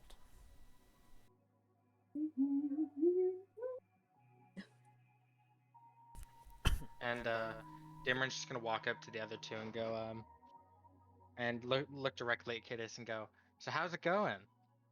a lot better. This is new bestie. And she's gonna look at the sailor. I'm sorry, what was your name? Boy. All right. Well, thank you for tending to this one. Means a lot to us. Yep. No, I got a couple of young ones probably somewhere. So, I like to think of myself as a father figure. Hey, Bessie, do you know how to send a message to someone? Send a message to someone? Yeah, I'm sure there's lots of ways. There's notes, there's talking to them. You could rent a bird, rent a boat, just depending on where you're going. Yeah, because I want to send one to my friend. I had to leave really fast, and I want to tell him I'm not dead. Ah. Well, usually that requires you to know exactly where they are. They're in the mining town place. Ah, so the town back, right? Okay. Uh-huh. Well, yeah. There's tons of travel. I'm sure you can get one of the travelers to carry a night still note for you. You got a boyfriend back at home, little one? Not home, but yes, boy. Ah, well, he's lucky to Cedar hears have this you. and goes, oh. Cedar just like literally pinches her beak to keep from like reacting. Well, I'm going north, but I'm sure any one of these other guys will be happy to carry a message for you if they're going south. You're going north? Yep, through the ocean. We Any chance you're stopping by Keeburny? That's our destination. Actually, we're going there too. Nice. On whose charter? We haven't found one yet, actually. Ah. Well, good luck. I don't suppose you could make room for 5 more for pay? Sure. Just a keybury? Just a Keeburny. He kind of does math. It's like, well, standard fare has gone up due to the danger. So, 50 gold a head, probably. My ship will run you. No cargo? Oh. Nope. No cargo. All right. Yeah, you can swing by port early, as soon as the sun grows. Rises. I don't know. You can tell he's kind of also now inebriated. And I'm sure you could talk to my captain and work something out. Who knows? He might take pity on you. Well, thank you. Yeah, no problem. And he's getting kind of like woozy. He's like, I should probably be off. And he'll pat Kiddis's head again and kind of stumble out of the bar. Kiddis like scribbles on a piece of paper, "Not dead. Hope you are well. Can't wait to see you again. Miss your hospitality." Probably completely misspelling hospitality. Little darling, and it's like scribbled. And she folds it up, and she's just like, "Who's going back to the mining town that way?" A lot of people in the bar just kind of look at you like, what is going on? Whose kid is that? What? And the I bartender need a message sent. the bartender will walk up. You need a message sent? Who's it going to?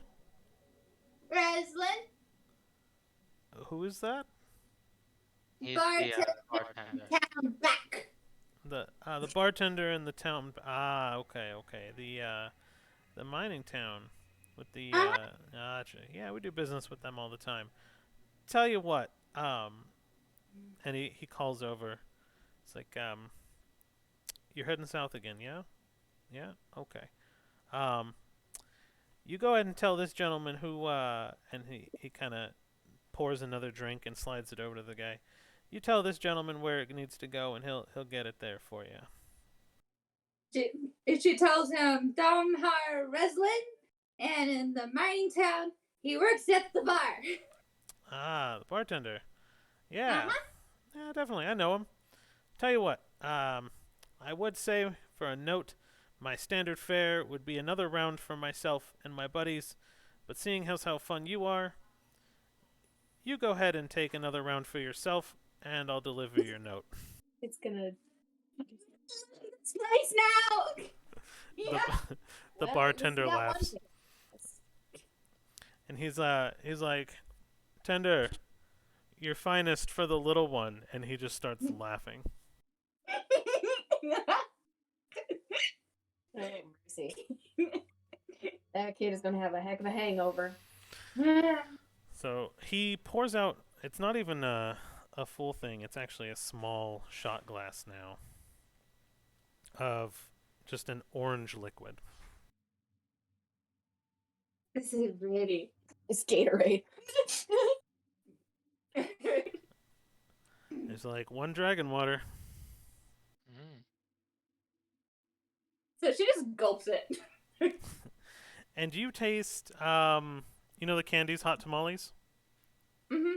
You basically just taste liquid hot tamale, but it is so potent. The burn all the way down, not just from the cinnamon, but from the alcohol. Like, this thing is probably 70% alcohol. Like, it is just alcohol covered in sugar and cinnamon. And you just took it back. And how tipsy you were, you are now, over the next few minutes as it takes, going to be completely plasteredly wasted. Noise.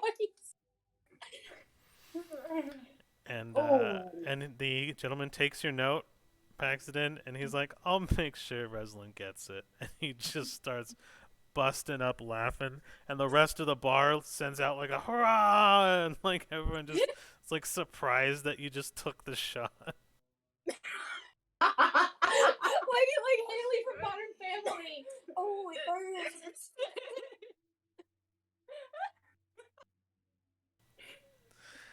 And gosh. yeah. So eventually the rats will jump off of Dimron and head back downstairs. And so how'd the rat problem go? So there's magic involved.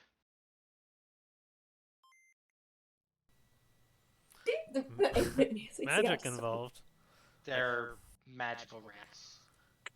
Magical. That's your excuse. You don't have to make up No. stuff to. You can have the No, room. they were You doing just some gotta weird pay. stuff.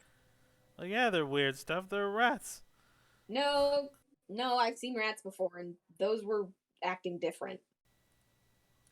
And I mean, so you know they're magic. Yes. Are you magic? Ish. So then why couldn't you use your magic to take care of the magic? It's Right. my They magic dodged doesn't do that. magic. They dodged magic missile. You dodge magic missile, just like you're trying to dodge the room. Just No. I tried to make you a deal. No. Peter, just pay for the room. We don't. I'm we going really to, don't and have I time just to deal with this. I am, and I just slide the money over. And he takes the copper and he kind of bites it and goes, "Okay, it's good enough. You can have one room." And he'll just kind of start laughing. It's like magical rats, and I'm drunk. I thought you were supposed to say something that wasn't true as a follow-up.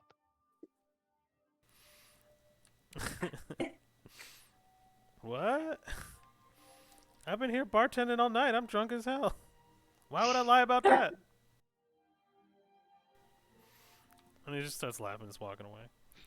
And Dimmer's just gonna go, alright, look, you two, especially you, pointing at Kittis, downstairs. This rat problem is weird. Come on, No. come on. Oh. I pick up Kittis and put her on my shoulder. Come on. Dimmer's just gonna It's like toddler carry her. just like as she sees Cedar start to pick up this child, she's gonna go, I can do it better. I've got her. So, are you gonna contest the getting picked up and carried down to the dirty room? Basically, she doesn't want to go back down there. All right. It So, smells worse than the bar. She'd rather sleep on the bar. Dimron, you go ahead and roll strength, Love And it. Kiddis, you roll strength with disadvantage. Strength or athletics? Just a straight strength roll. I'm just doing an impromptu grapple. Oh no, what did you roll? 3. Oh, Oh, thank God, I got a 6. So you pick her up and she's fussing, but you walk right downstairs with her, no problem. You step over a few rats. This time, it speaks to you, and without the use of speak with animals, and it goes, "Hi again, bye again," Hi. and it walks around you, and then you see did, it. did Cedar understand? Wait, since it's did Oh, it speak like in common? you heard it, yeah. Uh, Dimmer just goes drunk child first, then talking rats. yeah, yep, yep, yep. And Um, Dimmer's gonna go, basically put this kid on the bed, and go, if you fucking move from this bed, we're gonna have problems. Kids goes. If Kiddis wants to get out of bed, It she's rolling an athletics check. um, I And, want to I want to take my cloak and kind of like put it on the bed, like here, you can lay on this. Pretty soft, so should help. When she goes out, she's out. and Dimmer's gonna take Cedar to the bathroom and go, yeah, when I was talking to them, well, A, they actually talked to you, which says a lot. But That, B, yeah. they just downright told me their home is magical. Okay. Do you have a way to sense that? Give me a sec. I'm waiting for the thing to. I don't understand your wizarding magic, so I don't know if that's a thing y'all can do. It Aw, hi is. kitty. It's what? Kitty. Kitty cat. Oh, I have a way to catch rats. hello. It's a thing we Yeah, can do. the one time we need our fucking tabaxi. Yeah. I'm not really good at that spell. I haven't learned it, memorized it yet. I was working on that actually right before we left Fairmain. So. Well, It's a then, thing wizards can do, but it's not a thing this wizard can do. well, then it looks like we're shit out of luck because I am not gonna take any more time in this town just to figure out a rat problem. When it's time to go, I'm going. Yeah, although there's kind of one idea I have for this, Mhm. but I absolutely hate it. What? I think one of us has to stick our arm in it. Dameron will just walk up and shove her arm in. She goes, I really don't have time for this. Oh, thank goodness it didn't have to be me. Okay, so you just reach your hand in? Yep. Okay, so, right now, you reach your hand in, and it is wet. Okay. And you feel the bottom, the porcelain bottom, and it's cold because there's ice in it. And as you're there, you have your hand in it. One of the rats jumps out and goes, "Hi again, bye again. Sucks to be you," and then just keeps running.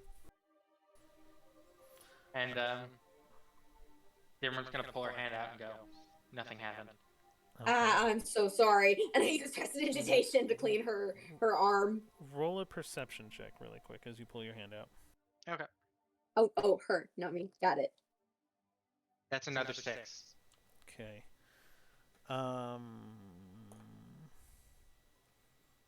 So you notice the droplets of the water go into the water, and they don't disturb the surface. Okay. And a rat jumps in, and a few seconds, a rat jumps out. I'm gonna try something. I'm gonna sit down again. I'm gonna go, I'm gonna just regularly talk to one of the rats. I'm gonna say, can I borrow one of y'all for about 10 minutes? Busy. But maybe my cousin. Hey, cuz. And then another rat kind of walks up. This one fatter. It's also rolling, not even really running. Hi. Yes. Borrow. You can pay Yeah. me. You can pay me. With what? Food. I like food. Food goes home. Okay. And she'll pull out one of her rations and break it into fourths. Okay. So you'll see him kind of like put it in his belly and roll away with it. He rolls into he rolls upward the side of the tub, falls into the water. A few seconds later, will roll back out of the water, and then right at your feet and go, 10 minutes I can do. 10 minutes bought you food. Food bought me time and home. And so Dimran's gonna lay her hand out, just palm upward on the ground, and just go, if you could just make contact with me physically. Sorry. I'm not into people. And she'll kind of flick him on the nose, and then just like put a finger on his forehead. A joke. Okay, you can pet me. Jeez. And as she puts a finger on his forehead, she's gonna start casting beast sense to see through his eyes and hear through his ears. Okay. Cool. Okay. And when the 10 minutes are up, she's just gonna say, all right, that's all. You can head home now. So you're gonna wait the 10 minutes, or you're gonna say, okay, that's all, and then watch Well, him it for takes 10 minutes to cast. Gotcha. Okay. It's So all my spells are rituals. yes, gotcha. Okay, I got you now. I'm following. Beast sensitive. Okay. Perfect. So what you're gonna see, over the course of 10 minutes, Well, is actually. it lasts for an hour. Sorry, that's what I meant to say. It'll last for an hour. Sorry, I got caught up in the 10 minutes. Okay. So he's going to continue to roll, and it's actually going to give you almost a little bit of motion sickness because he's literally rolling sideways instead of running and traveling. But you'll notice that there is an open bag of grain in the back storeroom of the bar, and it looks deliberately cut open, and you can see he'll grab like a couple of handfuls, as much as he can get, and he'll take a nibble for himself, and then he'll roll back in, and he'll jump into, and you can see he kind of rolls past you sitting, assuming you're kind of staying in the bathroom, and he jumps back into one of the urinals, and he breaks the surface of the water, but as he's in there, it's empty. There's no water in this space. And he drops off food, what looks like at the rim of a small bag. Another rat will come out of the bag in the darkness, grab it, go back in. Once the rat goes back into the bag, he rolls out and begins that cycle all over again. Okay. And so he never goes into the bag. He just drops it off the foot of the bag. Someone else grabs it. However, if you were to look up, or if you kind of see, you can see the water level above him, but there is no water at the bottom. Okay. And so as this is going on, Dimran is just blind and deaf, so she can't respond. She can't hear any response. She's just going to be verbalizing all of this to Cedar. Cedar's listening. Just watching the rat just roll across the ground whenever it enters the room. And Dimran's going to say, all right, so there's something down there. It's completely dry, but I can still see the water up above. Oh. Where are they going? Still blind and deaf.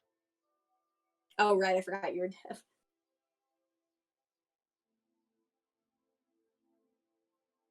And so once he repeats that cycle like 2 or 3 times, she'll break concentration, gain her senses back, and just go, all right, so I'm assuming you caught all of that. Yeah, I caught everything you said. All right. Well, I'm shit out of ideas. So Honestly, same. What did they seem to be doing? Like, was there a goal? they were just dropping off food at the foot of a bag. the only thing I can think to do is go investigate the only other bag I saw, which was that bag in the storeroom.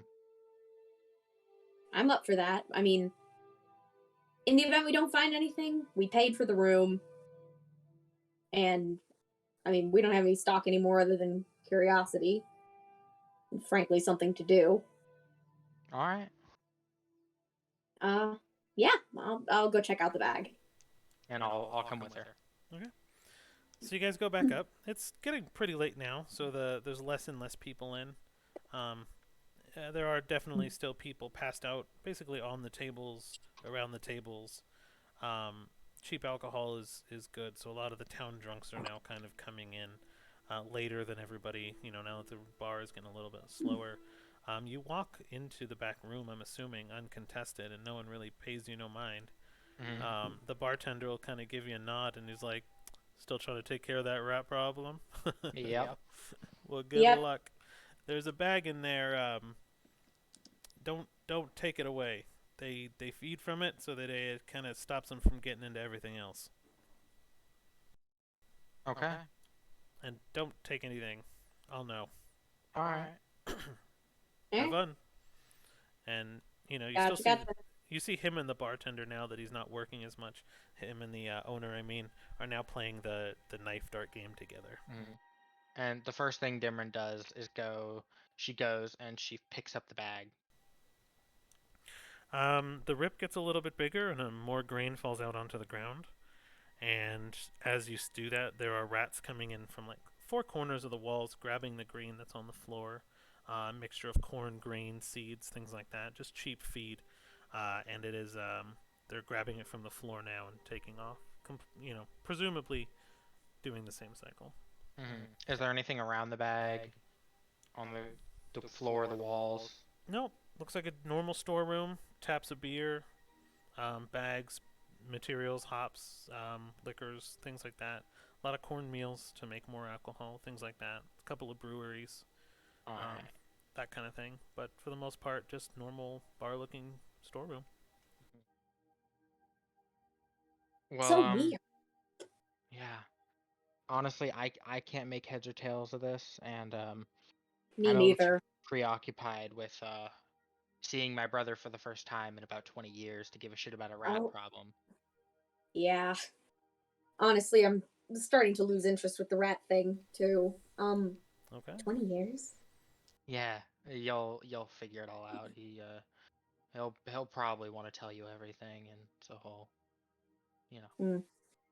Family troubles. Mm-hmm. So, you said you wanted to talk to me about something? Do you want to go back down to the room and talk about it? Or not talk about it up here? Yeah. Yeah, that's a good idea. Because honestly, I have not stopped thinking about that since you said we need to talk. Yeah, no, that's a good point. And It's like Titus is out cold, so we should be one of fine my on least that favorite front. sentences on the planet. I know. Yeah. All right. And so Cedar kind of walks down. As she passes the owner, she goes, "Screw it, you got some weird rats, man." And just keeps walking. Oh, I know. Weird freaking rats. And so when I they get back, I feel guilty for wanting to eat them. so when they get back down to the room, Dimron's gonna take off her backpack and pull out this box that is like it's just like basically if you were just handed like a cardboard box about like 5 feet long, like a foot wide, like 5 feet long, like a foot tall, and she just hands it to you. It's my Amazon order. No, I'm kidding. I had to. Oh, what's this? Just open the fucking box. Okay. She starts to open the box. And In the box. so I wanted to do this alone because I'm not stupid. You know I'm not stupid. No. Yeah, you're a wizard. You ain't just a wizard. So here's this. And when you open the box, you see a set of studded leather armor. And and when you pick it up and flip it around, there are 2 perfectly sized holes for your wings. Tim. Thank you. It ain't done. Look inside. Oh. And I like kind of like look And on like the collar area on the backside where there'd normally be a tag, there's an inscription that just reads proof that I always protect my friends even when I'm not here. Tim. And Cedar just kind of like all of a sudden like hugs Dimron. Thank you. It's been a while since I've, really had a friend give me a gift, or honestly, the fact that you put wing holes in it means a lot too. I usually can't find garments with that in it already. I'm good at what I do. Yeah. Oh my gosh, this is gonna be great. I don't like being as fragile as I am. I mean, hollow bones don't exactly serve you in a fight. I'd assume so. Yeah. But what did you say about, you said about me being a wizard and something, Oh please, wizards don't use thieves' tools.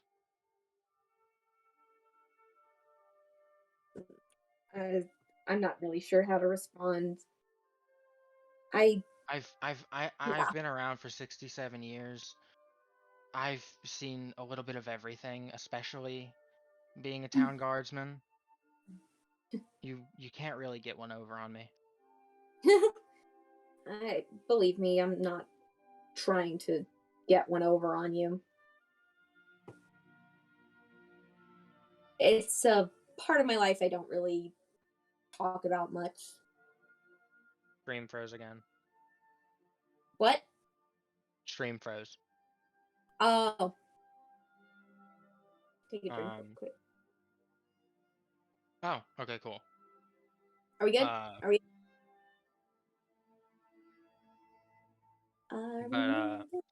But so Dameron's just gonna say, yeah, and can I see that dagger for just a second? Yeah, and just kind of hands it to her. And she's gonna grab it by the blade and go, does this have any sentimental value to you, or is it just a dagger? Just a dagger. All right. And she's gonna kind of flip it in her hand, throw it at the wall, and go, you're done with that shit. And she pulls out this like super gorgeous ornate rapier that the blade it looks like one long feather that's just brought to a point. Oh my goodness! It's so pretty. Oh my gosh, thank you. Oh gosh. If you actually if what y'all said yesterday was right about us working together and us being a team and a party, then I'd rather not have any of my party members, and much less my friends, holding back on themselves. Thank you. Oh my, holy cow, why are you a towns guard? You could be like an artisan. Holy cow. I like helping people. Speaking of, so yeah, I kind of I've been a bit of a rogue in the past. So it was a while ago. I was maybe Look, you 16. don't gotta talk about it now if you don't wanna. Oh, I wasn't gonna go into much detail. But you're a town guard, and you're okay with that? Sure. Thank you. You'll see why. All right. And don't worry about whatever happens when we get to Cabernet. Like you said, we're friends now. So, and I don't turn my back on friends. And Dameron's just gonna pull her in for a hug, and just kind of whisper in her ear, Now, you don't have to wear the armor, but for the love of whatever god you believe in, wear the fucking armor. Yeah, no, I'm planning on that. Do I look stupid? Well. Hey, And she at chuckles. least, at least I didn't get a child. At least I didn't get a child into drinking. I swear, if she pukes on my cloak, I'm gonna have a conniption. Oh yeah. But thank you. And not to speak for other people, but me and Gail meant what we said about us being a team and not wanting you to do some self-sacrifice crap. Like, it's not going to make anything better. I know you think it will, but it'll just make your life worse. I don't know. I'm still trying to think everything over, figure it all out. Well, if it helps, I think most of us will take personal offense if you self-sacrifice yourself. So maybe that is some motivation for you, or not. I don't know. That does help a little bit. Really? But Good. I And don't I know will not be how offended. I don't know how much longer that'll last. How much longer would it last? Giving a shit.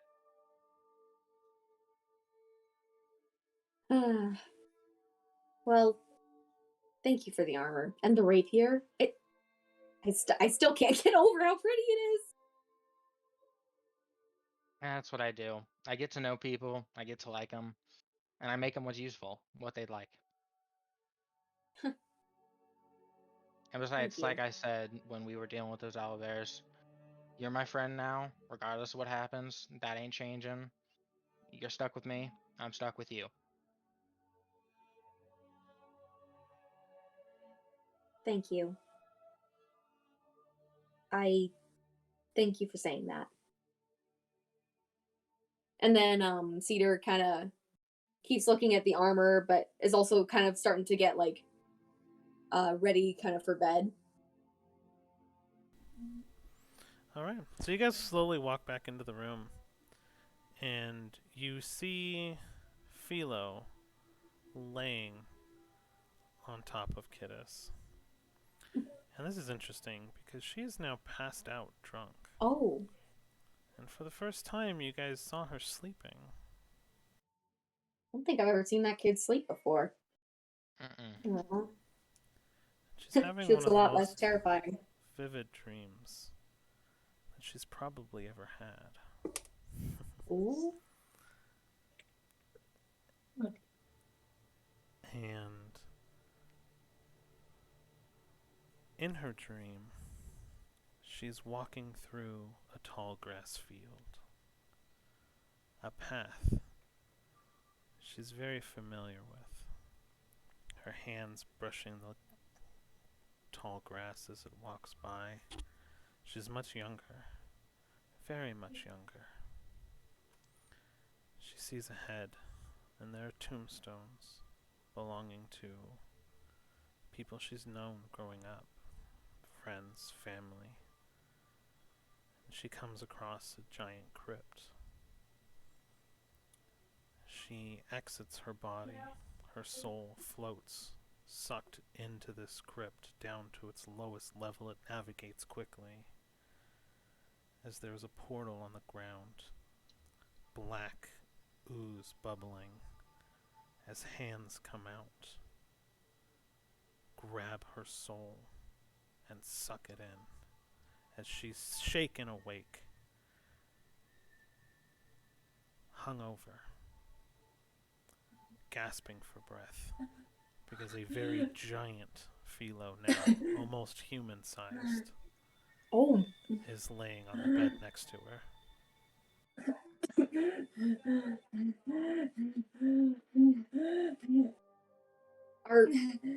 Are we awake?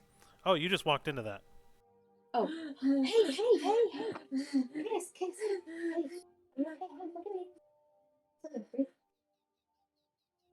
Look at me.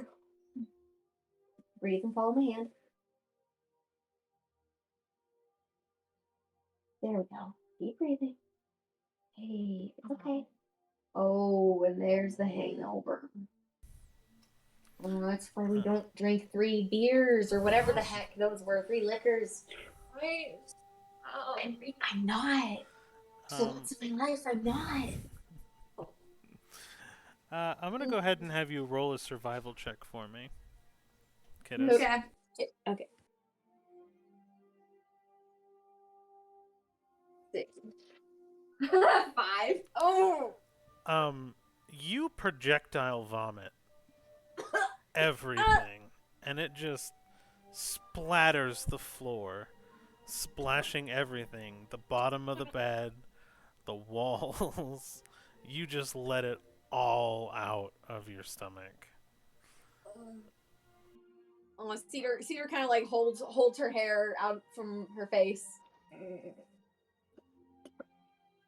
And I'm getting some practice with prestidigitation today, aren't I? And she casts it again to clean up the vomit from. It takes a couple of casts. Yeah. She just. But it gets clean. And time has definitely passed. I mean, you guys probably have enough time to get a couple hours if you wanted. But you guys know from words before that the ships definitely leave early in the morning. So probably be a couple hours. Yeah, I'm down. Okay. Yeah, So sleep before that. Mm. Yeah. Cedar sleeps with her wings like literally on the door. Like very clearly, like just in case anyone were to come in, like they would have to literally just push her body out of the way. Okay. So if you guys both sleep, Dimran, you have the same dream as the night prior. Mm-hmm. You, interestingly enough, though, can see yourself. You're not wearing armor. You're not wearing anything crazy. Your axe is gone. Your scars are gone. It's just a you in a simple form floating in a sea of blanket white nothingness. And Cedar doesn't dream at all. And you guys wake up the next morning feeling very refreshed. Very, very refreshed. Except for Kittis, who's got 1 point of exhaustion. Oh. And you are very hungover. Yeah. You feel some hustle and bustle of the floor. People seem to be walking around. You hear probably brooms. I mean, it's really just floor above you. So you can definitely feel some activity from the morning upstairs. All right. Time to get up. We gotta get on the boat. You ever seen the ocean, Kittis? Is everything still? It's what happens when you drink a lot of alcohol. Dimran, you didn't tell me about this. No, she didn't. You didn't tell me about this. You said fun. You did not say fun. Only someone And then tried. If only someone tried to dissuade you. Oh, wait, a little birdie did. Don't piss me off at this point. I wouldn't have had to drink at this place. It smelled better. It does stink. You guys chose the worst place. Yeah, but we only had to spend 10 copper. I will say the emotional currency and patience, that was a little bit more expensive. Let's go. And I kind of like Cedar's like awake and like, yeah, let's get rolling. Mm-hmm. She kind of like, Akarin, wakey, Gale, come on. And everybody's stirring. Ocarine turned in early. She was already kind of up and about. She's just doing her normal coin flip, knife flip, just fidgeting as time goes on, and she just, awake again another morning. Amen. And she'll just continue on and up and out. Just go upstairs waiting for you guys. Did Philo get bigger? Oh yeah, no, he was he was ginormous when we came in last night. He was like me sized. Philo, you can carry me now.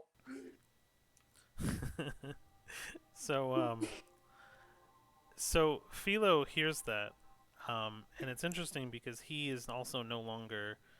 You know, usually when he affects dreams, he gets really tired. He actually seems to be very awake, very full of energy, and he'll get on all fours. It's probably about the size of a small polar bear at this point, and he will actually kind of toss you over his shoulder and let you kind of just lay on your belly on top of him, and he'll walk you out, and you feel his fur, and it actually smells like home. Best person here. Cedar kind of goes up to Philo's head. Thank you, Philo. Just kind of gives him a little like scritch behind the antenna.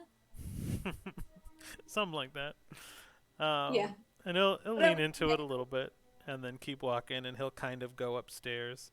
But as the daylight hits him from the open windows, he will actually kind of turn semi-translucent, have a little bit of color sheen still visible, depending on if he's in shade or not, which is really interesting because then it looks like Kittis is just floating on nothing.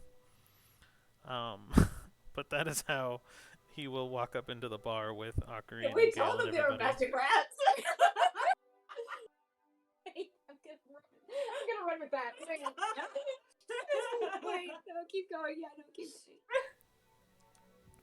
Interestingly enough, though, you see Boy, the very buff gentleman from the night before, sitting in the bar, almost as if he's waiting for you guys. And I'll walk up and I'll go, so is that offer still on the table? It is. So I talked to my captain last night. Price is firm, but at least I get a commission on the passage. So if you guys are interested, Absolutely. all right. So you have 50 gold a person? Oh, a person? Yeah. I don't have 50 gold. Yeah, we don't have that. I thought it was 50 gold flat. Oh. And you see his face just kind of drop. Kittis like reaches into her pocket. Does this work? And pulls out the magic rock. Brick! Yes. Yes. Yes, it will work. Is that on the table? You're very nice, you know. And so are you. How are you floating? Drunken wizard. Oh, man. I wish I had that power. That would get me through so many days. And he's just... He'll kind of take the rock subtly, just waiting for you guys to stop him. And, alright, follow me. And then she just flops back over on Phelan and says, And then before he leaves, and he's gonna go up to, the bartender and go, hey, I need a small loan. Yeah, 250 gold. And the bartender's looking at him, kind of like raises his eye. And he's like, 250? That's a lot. Be like, yeah, but I can make it worth it. And he kind of flashes the stone. And the owner, almost out of nowhere, runs over with the money. And it's like, take it. And then he takes the money and he's like, all right, time to go. All right. well, we now kind of know how much these rocks are worth. Cedar kind of like jabs Dimron a little with her elbow. Do you see that? A little bit of haggling. With a little bit of haggling, we might be able to get rid of it. So the day continues. The sun is bright. Kittis is in pain from the sun just hitting her closed eyelids. The headache is booming. And he escorts you down to the water. um, and provided you Wait, follow him. did the druid take my snack? No, Sneck is still wrapped kind of around your arm on your person. Okay. Oh, So, yay. Sneck and Top Hat is still there with you. Okay. I was about to say, I'm like, snake better not be gone. No. So is the whirring ball, actually. It's like spinning right behind you every couple of minutes.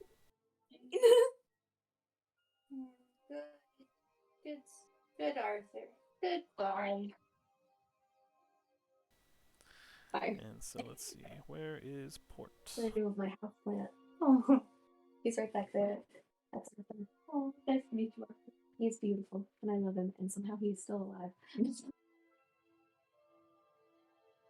Oh, and as you're walking, Dimron, you notice that under like Cedar's normal clothes, she's wearing her new leather armor. Aw. So comfortable.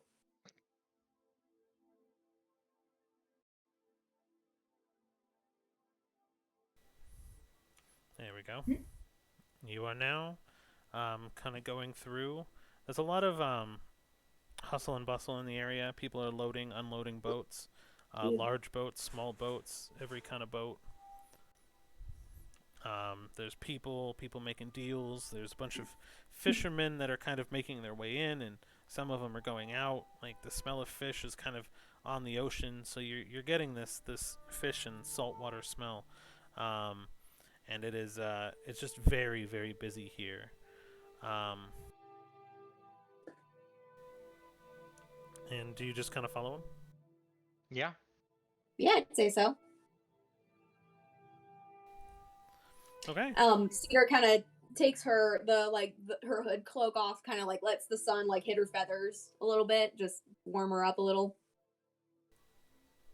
Perfect.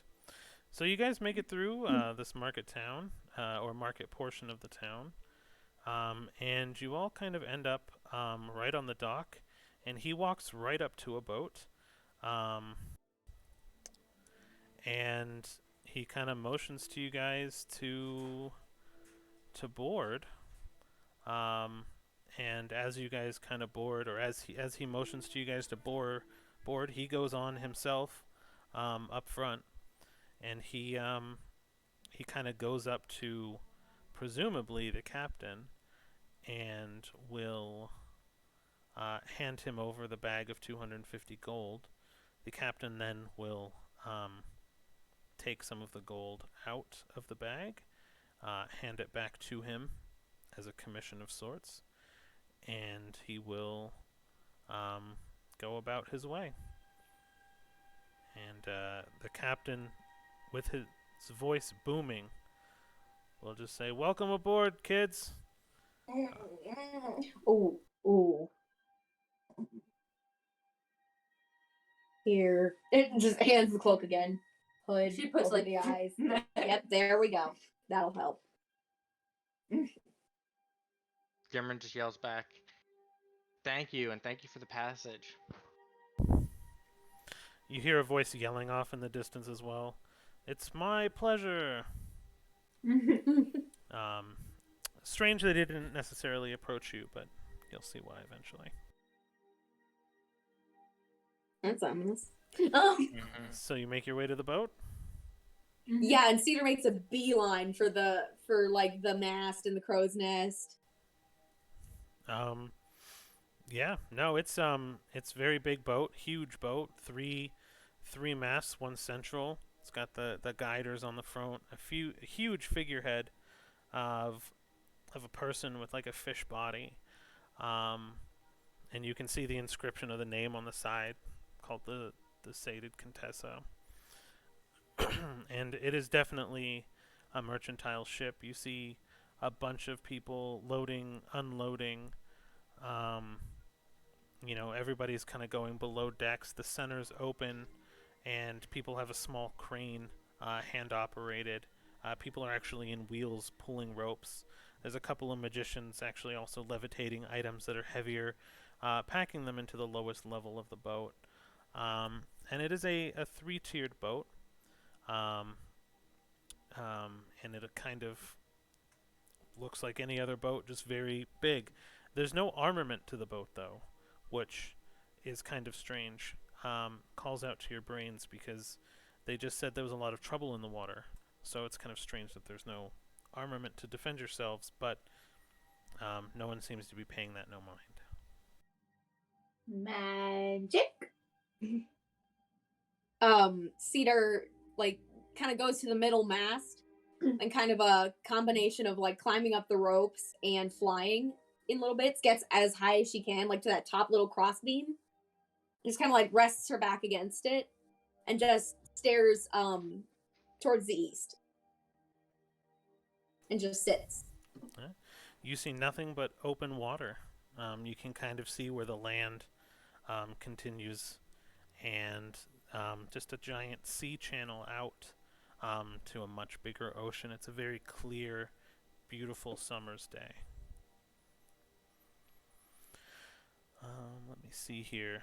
What you do see, though, is you see the captain of the boat sitting, well, presumably sitting, right in front of the steering wheel, unmoving, just pointing and yelling directions at people. And this is what you see.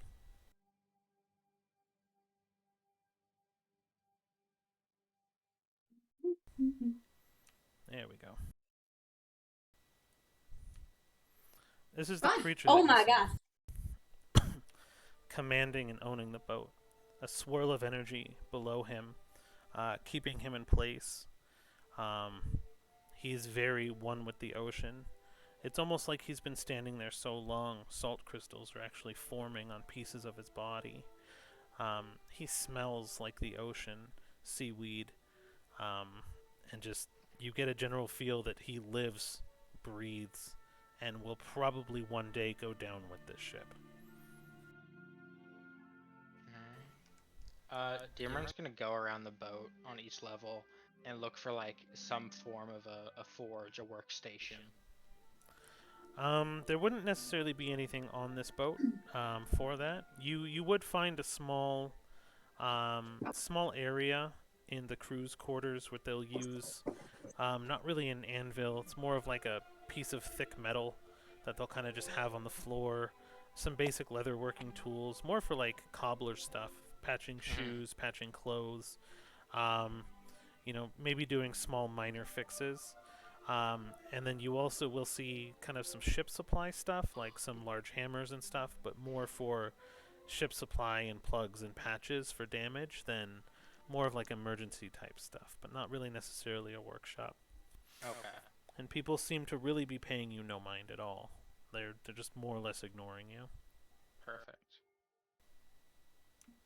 Okay. So you kind of hear the captain's voice boom.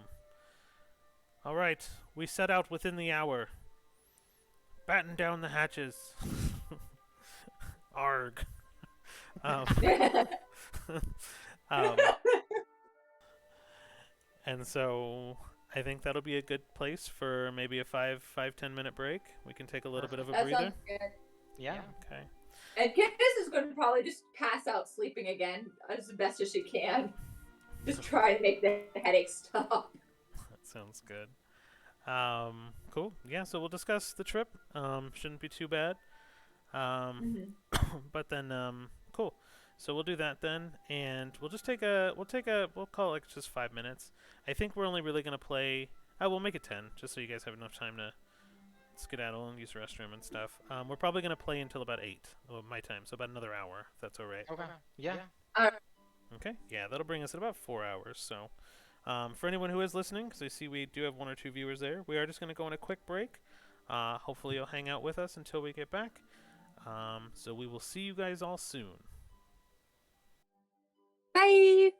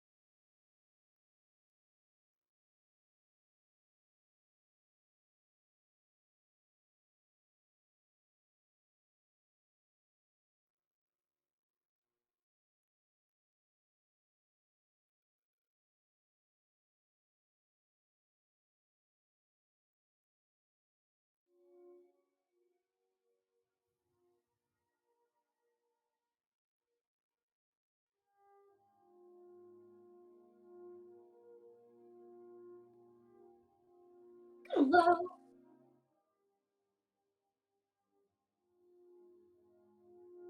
I have chocolate now. They're really good. I've had them before.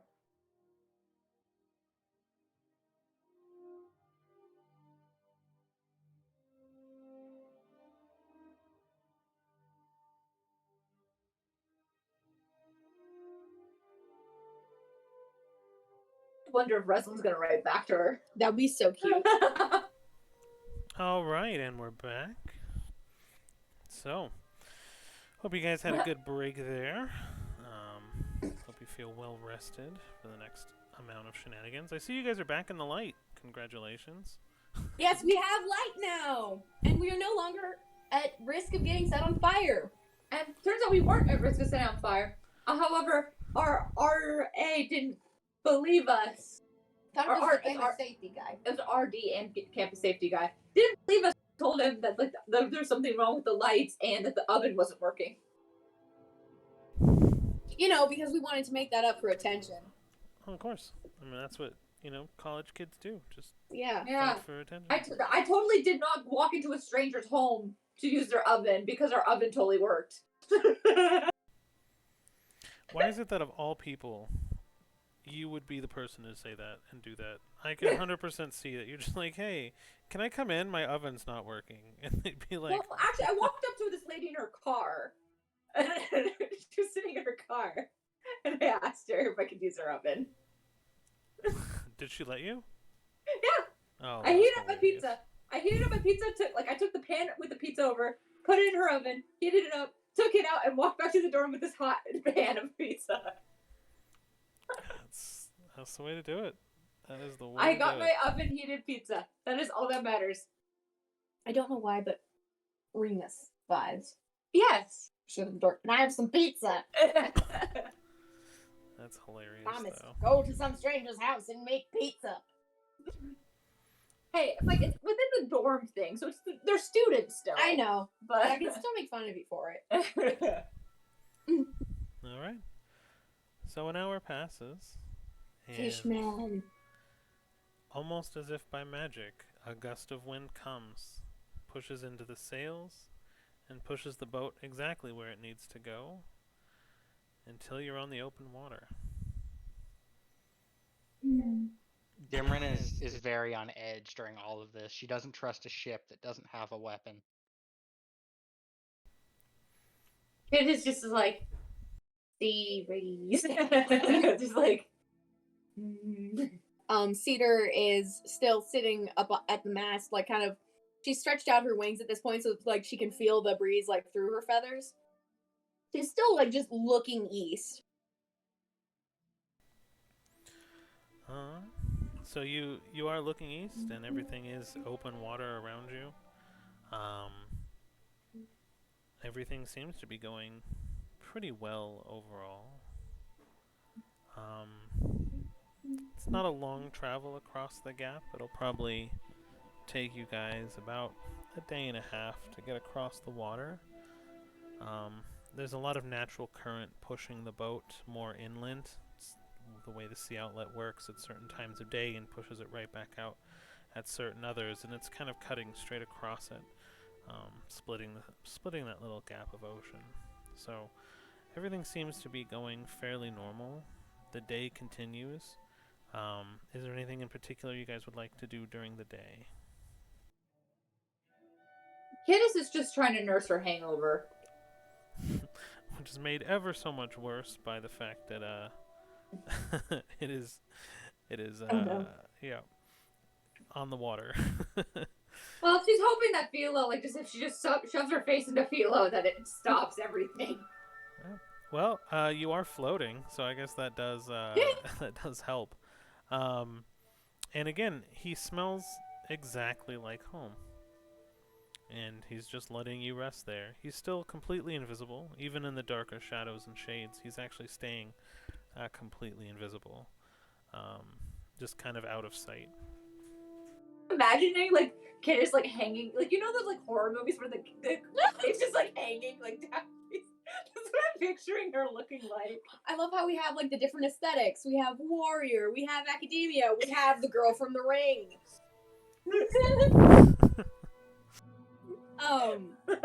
But yeah, I think Cedar. I wanted to like just read over that new spell, the geomancy spell, just kind of like studying it. Cool. Because I mean, it appeared in her book randomly, so I just imagine you like flipping through your wizard's book. There's a new spell, and then you flip the page, and there's an eyeball, and then you kind of like shudder, and then go flip to the next page, and there's prestidigitation. Not yet. We're gonna save that for later. But okay. So day, Dimron, you good? Mm-hmm. All right. She's below deck, actually above deck, just sharpening her weapon and just very on edge about everything. The debate. Hold on. I think I'm just gonna roll it. Oh dear. Okay. So day goes into night, and the crew kind of above deck kind of lets the boat list. You see the captain still completely staying in space. He's just remaining where he is, constantly steering the boat. Doesn't seem to sleep, doesn't seem to yawn, is just present one with the ship. As night falls, though, you definitely, if you're above deck, you hear what hears like the flapping of wings just all around the boat. But below deck, no one really pays it any mind. You have some higher-ups, if you will, more of the order givers than takers are all kind of on the middle deck. They kind of retire to a nicer room. You can hear some festivities, some clanging. People are still drinking. If you're all the way on the lowest part of the deck, where most of the crew and hands are essentially, you hear partying, dancing, live instruments. There's just a lot of just almost just camaraderie, and everyone's having fun, playing cards, drinking. And that's about what's happening on the boat for now on the first night. Kidis pulls out, she reaches into the bag. She like, now that she's like a little more awake, she reaches into the like magic bag and pulls out the random item. Yes. Give me a roll between 1 and 1,000, or a roll 1,000. Grab bag of awesomeness. That's it. R1000. No, that's it. That's the wrong one. There we go. 287.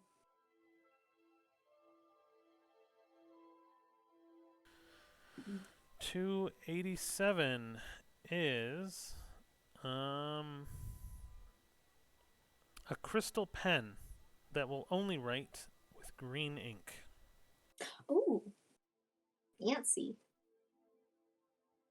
Like, does it have so it has the ink in it already? It's basically a quill pen. Well, you know what a kind of a quill pen tip. Yeah.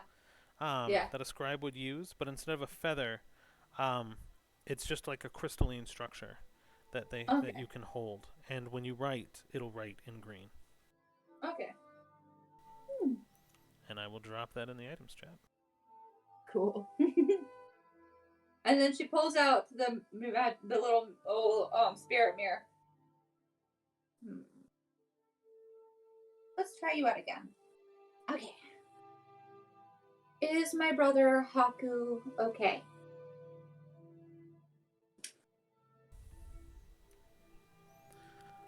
The mirror surface begins to break.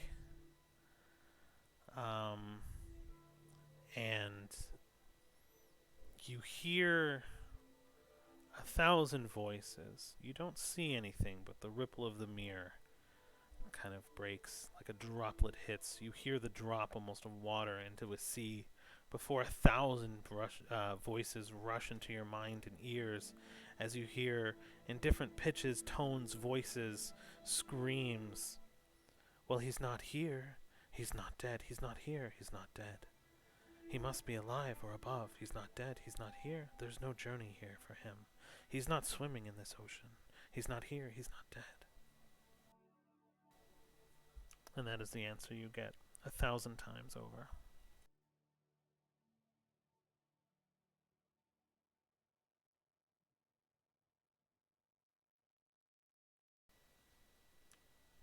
Hey.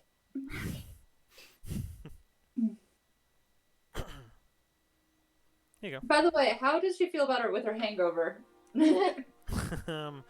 By this time, it's been a day, more or less. I mean, you're on the ocean, but you've just been laying down all day for the majority of the day. I'm assuming people are bringing you water and food a little bit at a time. So you're probably mostly recovered. You're young-ish, right? The best cure for a hangover is being under the age of 24. So you're fine. So she slips off Philo and gives Philo like a like hug and like a ruffle. he kind of acknowledges, and when you roll off from him, you completely lose sight of him. Very good fairy thing. And so she starts wandering. She's like, and then starts wandering around the ship. Because I'm assuming no one kept track of her, assuming that she'd stay on Philo. Yeah, no one really seems to be paying you no mind. You're not really interacting with them, and they're not interacting with you. Everyone's just kind of going about their business like it's what they do every single day. And again, if you go above deck, you'll hear what sounds like the flapping of wings that are circling the ship, but you won't necessarily be able to see anything. So Cedar decides like she's been on the mast for like long enough. So she flies back down and kind of actually approaches the captain, which I'm assuming is the fishman. That's the fishman, right? Yeah, it's the gentleman you see. Cool. Hello.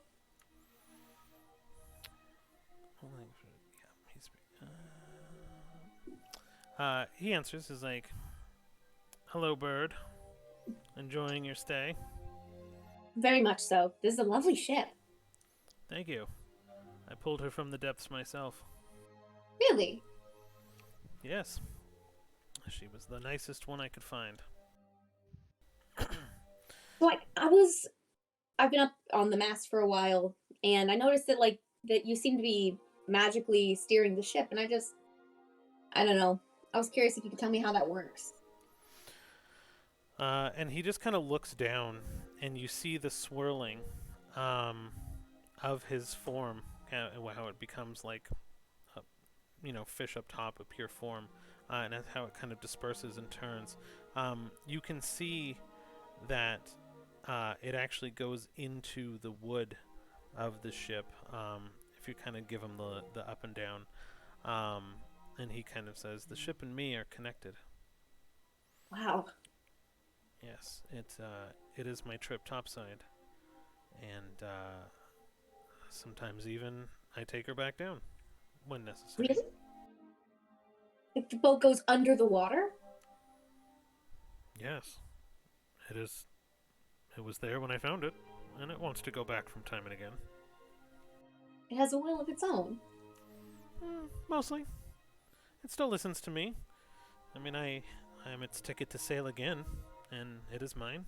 I guess it's mutual. You have an That's really interest in cool. such things. It's more like, what do I not have an interest in? I see a new thing, and I naturally want to know how it works. Well, it is definitely magic. It keeps me going, and it keeps everything moving. So, speaking of magic, I know the price was 5 that we charged you, but what's up with the 6th? 6? Yes, the Dream Eater. Oh. Honestly, I'm not really sure. He came at a time that we needed him, and so far he's proven pretty helpful. So I'm starting to get a little fond of the little guy. Well, Well, I guess big guy right now. Definitely choose interesting companions. Just do me a favor and keep him on the boat until we make sure. Keep him on the boat. Yes. Do you, Just do you know what he is? yeah. Because I don't, and I've been wondering this entire time. And it's been driving me crazy. Well, let's do a little bit of a wager then. All right, Uh, I'm listening. roll 3d4. All right. Score higher than an 8. All right. So far, I have a 4. Okay. What do I have? What is it? 3. Oh, haha. And another 3. That's a 10. It seems luck is on your side after all. And he'll kind of roll his own dice, and he'll match your roll. So you know it interacts with dreams. Seems So to grow and shrink as he does. as one would. The better the dream, the more sated he gets from the meal. But you know he's a familiar. Like a wizard familiar? Like a familiar. It's hard to say who his master is. I guess I'm more concerned that you don't know. I share that concern now.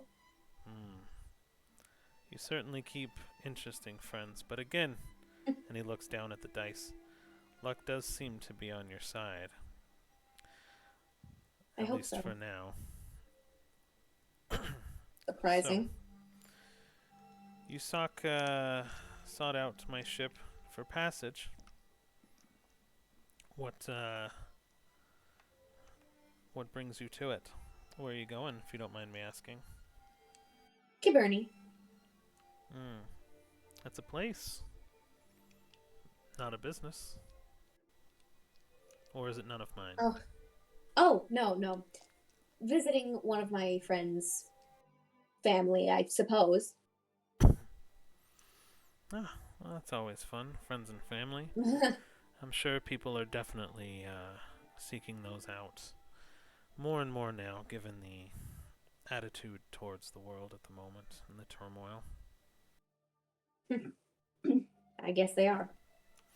Does that have anything to do with you?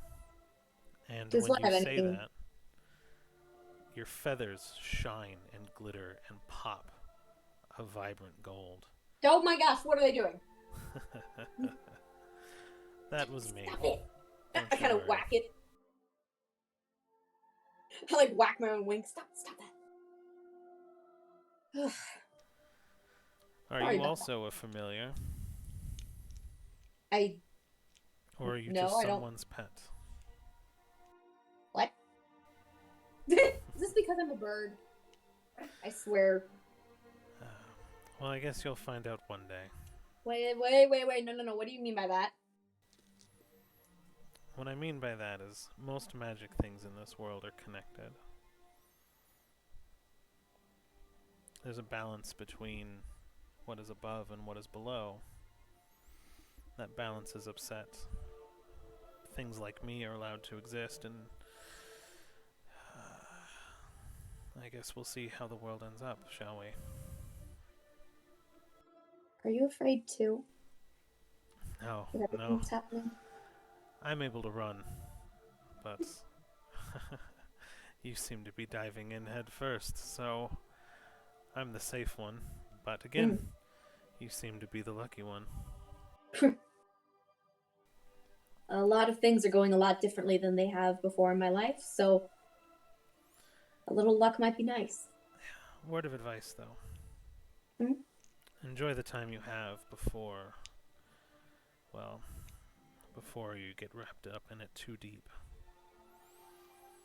There's a festival we're going. You should participate. Have fun.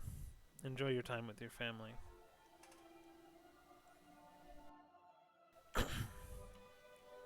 Festival sounds like a lovely idea.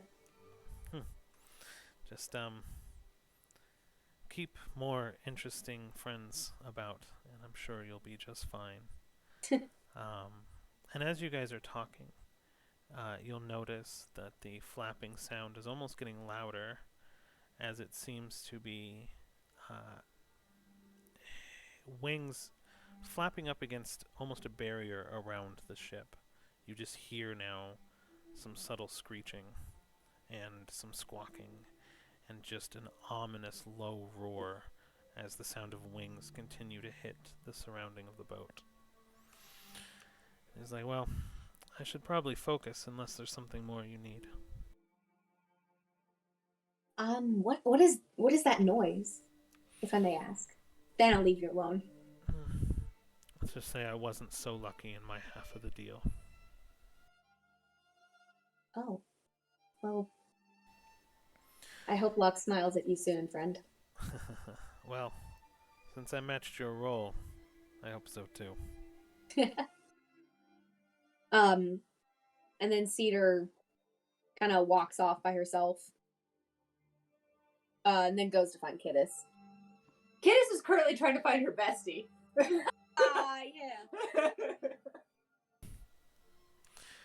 Yeah. Is that the That's the sailor. The sailor man. the sailor Boy, man boy? Okay. Oh boy.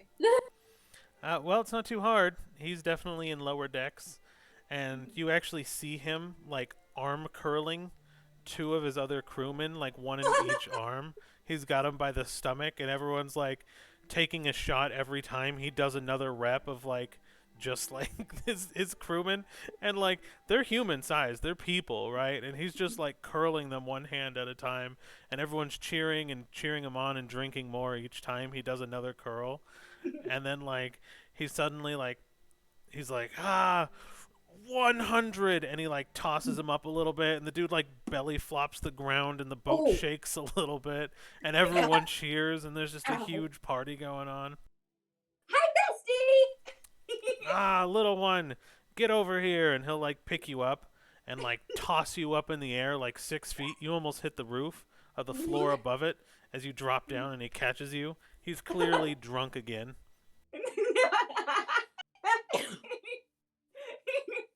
I missed you. I missed you too. Here, I got you. And he'll walk over to a tapped keg, and he'll Oh no. he'll grab a dirty cup, and he'll like pour some drink into it and hand it to you. He'll be like, "Have a night. Work off that hangover." Okay. She learns no lesson. She does drink slower this time, though. Progress is progress, I guess. What you taste is going to be a watered down rum. It's going to have a very strong lime flavor up front, and then just kind of taste like tap water with just a little bit of rum in it. You don't know how someone would have to drink a lot of this to get wasted, and you have a feeling that they're going to be peeing a lot soon because they've just been pounding them. But it's mostly water and lime juice. I've decided these ships are great. It's like, well, if you ever want, I mean, we're always looking for more hands and entertainment. I seem to have the safest boat on the sea. And almost as he says that, you hear just crashing up against the hull of the ship. Huh? That didn't sound good. Oh, yeah, pay it no mind. Those are just the rots. The what? You know, the rots. What do I You're see? talking to a girl with her life on land. Where are you at, Dimron? I'm on top deck, like on the side, just sharpening my great axe. You see black feathers occasionally through kind of an opaque barrier. So as you kind of look out, it's dark, but it's darker than it should be because it's extremely hard to kind of see out to the ocean. And you can kind of see that there's a stopping point keeping everything away from the ship, as like it's like a translucent barrier almost.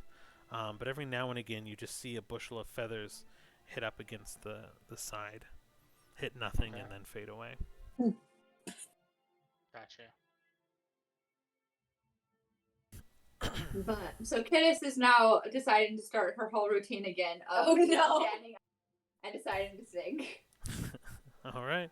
So as you sing, everyone just kind of like settles around you and pounding their cups against the tables and making sounds. And some people are like already in the corner, just completely sleeping on hammocks and cots.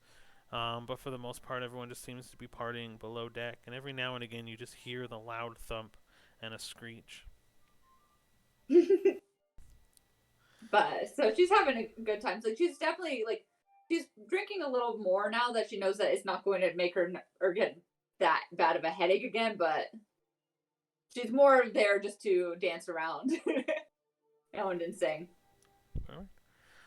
So the night's festivities continue. And something happens. A giant cat. Right, you heard that?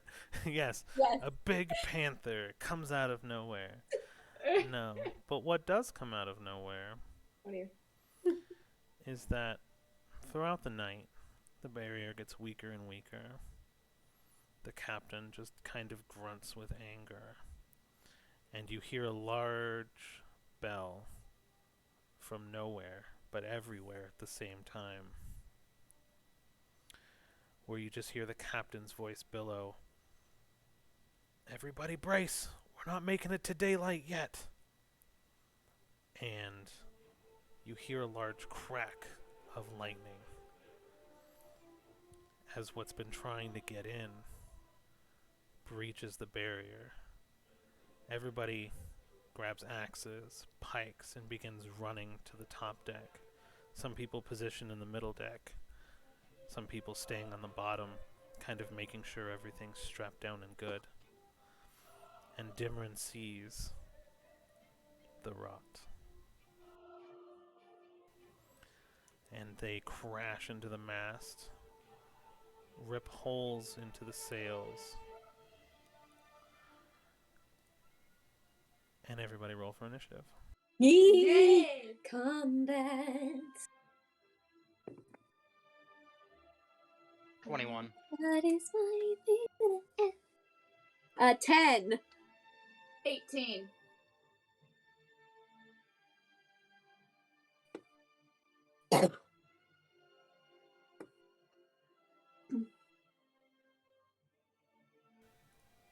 You knew it was coming.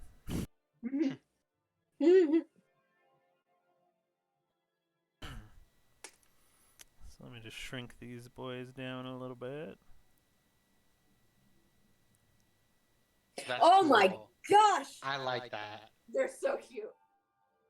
It's like a so ugly it's cute kind of deal. It's like, oh, look at that ugly little thing. I do. Kittis is gonna love these things. I am not surprised.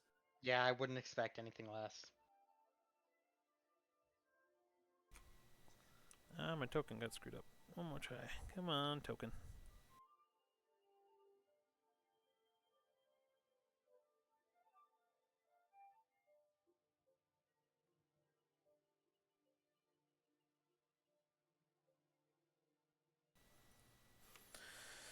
So, the whole ship is engaged. Combat everywhere. People screaming. Drunk people laughing because they're having a fun time crashing into things. And they're wrestling with them like they've done this a dozen times before. But you hear the captain. "Everyone fights. No one quits. And if you give up, I'll kill you myself." And let's see who is first. We'll get to the fun combat music. Hold on, where's that? Do this one today. Ooh.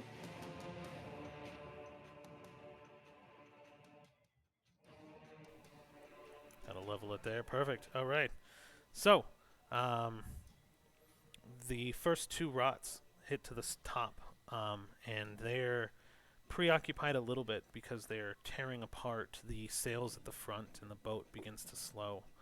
The second one does the same. The third one comes crashing down this middle grate and hits the second layer of the ship and stops and begins attacking some of the people kind of running out of the room, and it cuts two of them down, and they kind of grab their arms bleeding. And Dimran, you're up first. All right. All right. So I'm gonna run to the top of the stairs, get about there. And am I close enough to take a swing at the guy on the right? Yeah, I'll say you are. I'll say you can Okay. probably get there. Perfect. So then I will take a swing. Okay. Roll your attack roll.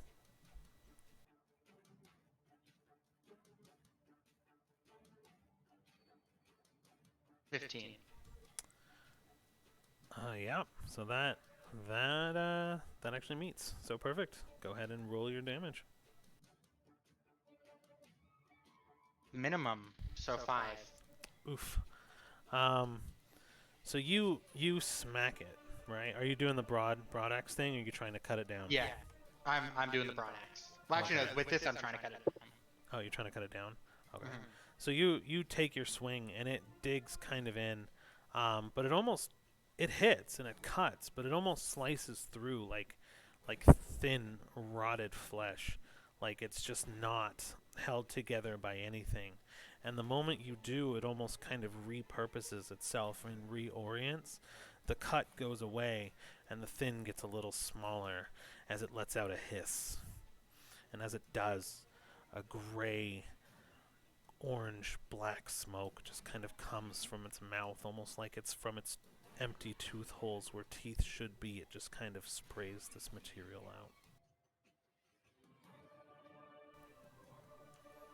Anything else? No, that's it. Okay. That'll bring us to Kittis. I'm going to cast Ray of Enfeeblement on the one in front of me in the second layer. Okay. Let's see. Well, that does not freaking hit. That's a 9.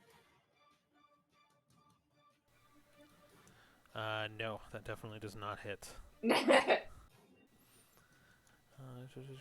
in range. Okay, yeah, no, it did not. Unfortunately, yeah. Was there anything else you wanted to do? Currently, no. Okay. Let's see here. Make a range attack spell can start on a hit. Target does only have damage. Okay, so it's Charnel. Got it. All right, that'll bring us to actually Cedar. They rolled really low on initiative, so you're up. All right. I would like to cast Cedar's Winged Gambit at first level. Okay. So you're doing your 4 cards? Yeah, I've got my 4 cards, 2 in each hand. Do you want me to roll for each projectile for whether they hit? For this one, yeah, I think that's how we were ruling it. Gotcha. That's a 9 plus my thing. 15 is the first one. That'll hit. I'm just gonna roll all of see if they hits first, and then the damage. How's that? Yep, that's fine. Ooh, that is a 25. Yep. A 10. Nope. And a 20. Not a nat 20, but a 20. Cool. So yeah, three of them hit. Nice. So roll your damage, and then I think we'll deal, and then the explosion damage, right? Yes. Let me check real quick. D10 force damage. Which one is my D10? I think that's this one. Okay. Okay. One of them does nothing. 3 and 6. So about 9. Okay. So 3 of your cards hit and connect, and they shatter outward. And it like kind almost of... firework. Mhm. Like little fireworks. Okay, so they kind of pop out in like little fireworks and stuff. Perfect. Yeah. Yeah, no, they It looks connect and awesome. they'll pop out and just like you see the fireworks kind of scrackle and crack out from the body. And it kind of does the same. You can see the rotted flesh actually singe, but then it kind of repurposes and reforms as it like stitches itself back together magically. Wow. And it lets out kind of the same hiss. Did it make its dex save? What was it against again? Can you remind me? 14. 14. No, it did not actually. Okay, so that means it's gonna take a 2d6 fire damage. Nope, cold. No, yes, fire damage. Sorry. Okay, there's 1 and 6. So it took 7 more damage. Okay. Perfect. Thank you. So, the first one goes. Oh, was that? Does that end your turn? Or no? That was the end of my turn. Yeah, Perfect. that's all I can really do. So, the first one that just took 3 hits from Cedar stares directly at her. And it opens its mouth horrifically wide, its jaw unhinged. Teeth Oh my gosh. cracked out and broken as it lets out a powerful yell and spits out a cloud of just rot and death. It reeks the entire level of the ship, smells of death and rotting flesh and body, almost burning into your eyes and nose as you inhale. But in a special spot, directly where you're standing, a 20-foot by 20-foot swirl begins to block the stairs, and as it surrounds you, it leaks into the floor below. And you must do something for me. I'm terrified. You must make a DC 14 Constitution saving throw. Constitution. That's just a d20 plus the save mod, right? Yep, D20 plus save mod.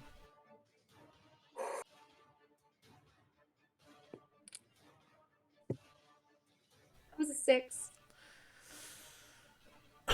So you feel dizzy, faint, sick. You feel this disease burn into your nose and leak out your eyes as your eyes turn green. Your speed is halved. Your attack rolls are halved. Oh, shoot. And you cannot take more than 1 action, bonus action, or movement on your turn. You can only choose to do 1. Mhm. And this will last until healed, or 4 rounds. Okay. Sorry. No, it's okay. Are you? Are No, you? I mean, so combat's been like really dry. You guys have been able to like really defeat encounters. So I was like, let's change it up from basic This is attacks. good. Challenge. Ha ha ha This is ha. good. This is good. I'm very excited. I like these things. Yeah, I love this. Okay. So, yes. So this is where it goes. Okay. So Oh, we That do have was- the uniform. We have one less wearable refund. that was its turn. It doesn't move. It actually still continues to kind of let that out. The other 2 will turn directly at Dimran, staring her down as they both charge at her full force, and between the 2 of them will do a 4 attack flurry with their claws. One of them is a 19. Hit. 12 plus 5. Miss. And that was a 5, so that misses 2. Perfect. So, they just kind of come at you, like haphazardly, just screeching, flapping their wings. It's like being attacked by wild birds in nature, and you're able to kind of hit the armor, hit one kind of deflects with the axe, but another one just rakes your face, traveling from your forehead all the way down to your neck as it burns into your body. And you take 6 damage and have Okay. to do a Constitution saving throw. Okay. Is But- this a poison? Yeah. I don't have to do damage for that. Just affecting me. I think it just affected Cole. don't remember hearing That's damage. That's a It's 20. okay, really freaking slow. Oh, you're fine. Yeah, I figured, Yeah. but you gotta throw it out there. Right. Wait, no, the first roll was a 2, so. Yeah, it's that advantage. Um, so yes, you still remain standing. You took your 6 damage. Your face is bleeding, a lot of blood, but nothing takes hold within you as you're still standing and feeling ready to fight. And that'll bring us to the top of the round. There's still chaos all around you. Different crewmen are fighting different rots all around the ship. Mages are popping off magic missiles, curling around fellow crewmen, dialing in right, clipping off the wings of other rots as combat slows and you're dialed into these two in front of you. Okay. I will take another swipe or another strike at the guy on the right. Okay. Make your attack roll. 16. That hits.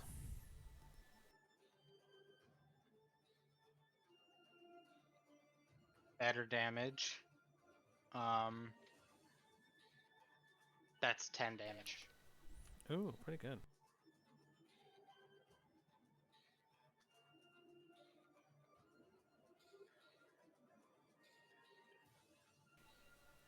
Okay, sorry. It's updating the damage there. So, it takes the hit, and you kind of come down, and the arm just pops off, like nothing was really keeping it on, and it screeches, but the smell that comes out of it is just disgusting, like you just pulled the body out of a bog. It's just wet and soupy and gross. As it kind of hits your nose, you just like you walked onto a battlefield that was 3 days old, Right. And that'll bring us to Kittis.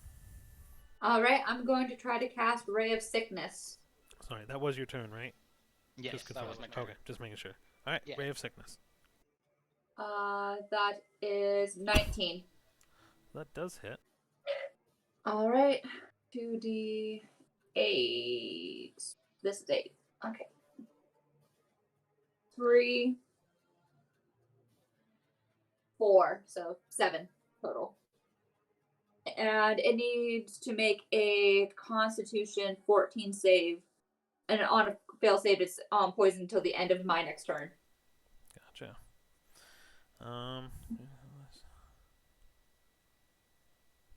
Why doesn't that have a damage type?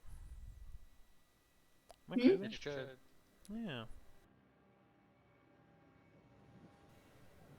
Just checking one thing really quick. Yeah, it does. 2d8 poison. 2d8 Yeah. poison. Okay. Sorry, I guess my source I was looking at didn't have it. 2d8 poison. Okay. So something strange happens. It takes the ray of sickness, looks at you with its hollowed out eyes and its skull, and smiles, almost as if it enjoyed it. And it takes no damage. Wait, Okay. hey, just what type of damage did I take? You took just standard normal slashing damage. Okay, perfect. So it almost feels more invigorated by your hit.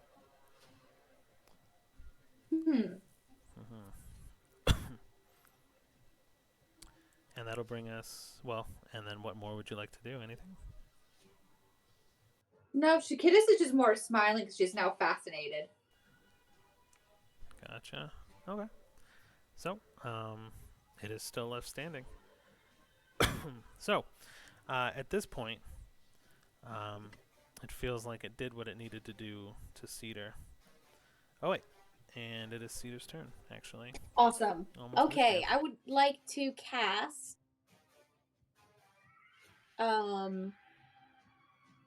Sorry, I would like to cast Magic Missile at it at first level.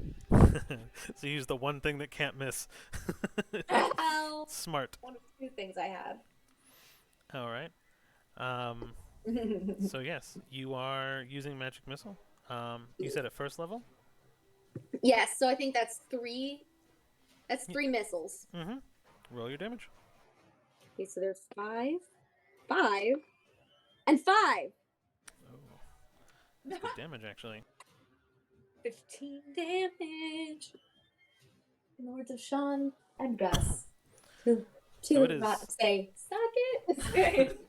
So your magic missiles fire straight from you, and through this rot cloud, you can see the missiles actually like penetrate the air around as it circles and swallows the magic missile around, but it just flies right through, and 3 direct shots, right after another, nail this rot creature as it doesn't reform, but holes are left within its body, and you see black ichor just leaking from the wound as it locks eyes on you, and its eye sockets, where there's no eyes, ignite with a green flame.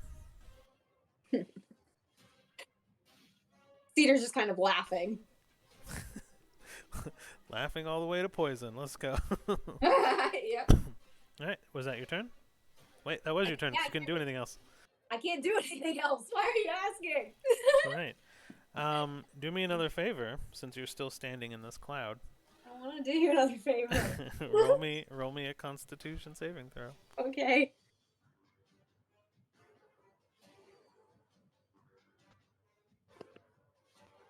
That was worse. The 5. You feel At least even it wasn't a nat 1. sicker. At least it wasn't a nat 1. How though? How? Well, you would have a reroll if you had a nat 1.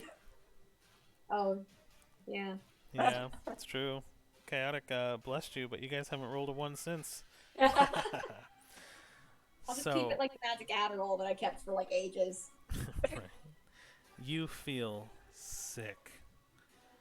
You feel the cold hands of death wrapping slowly around your throat as your neck begins to freeze from the inside, and it takes within your body. You go prone,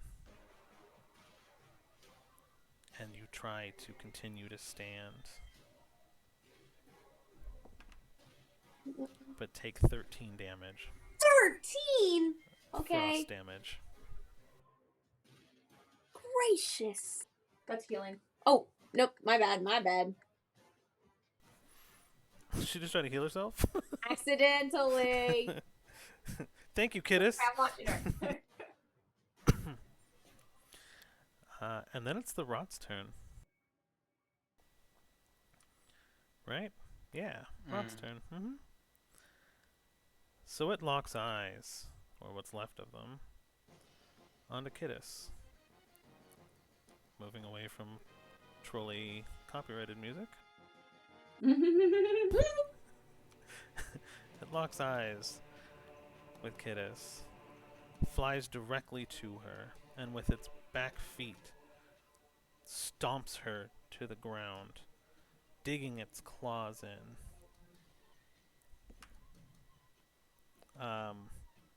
But bounces right off of her.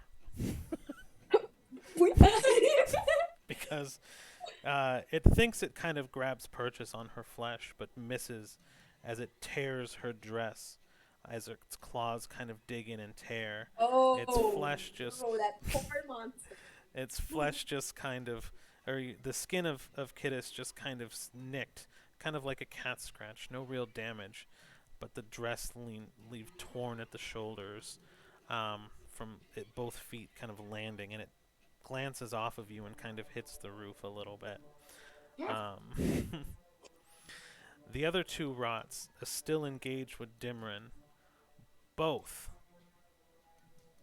throw out a miasmic cloud from their bodies as it begins to encircle them and Dimran, who's engaged with them. So I need 2 Constitution saving throws from you. Against the poison? This is, yeah, the poison.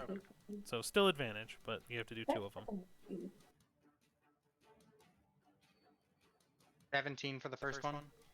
Okay, you're fine. Wait, that's not a 17 anymore. That's an 18 now. Still fine. Yep. I forgot that my con increased last level, or this level, I guess. Oh, yeah. And that's a 14. Oh.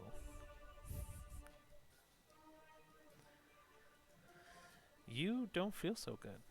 Okay. Let me see. Yep. So you, your movement is halved, Okay.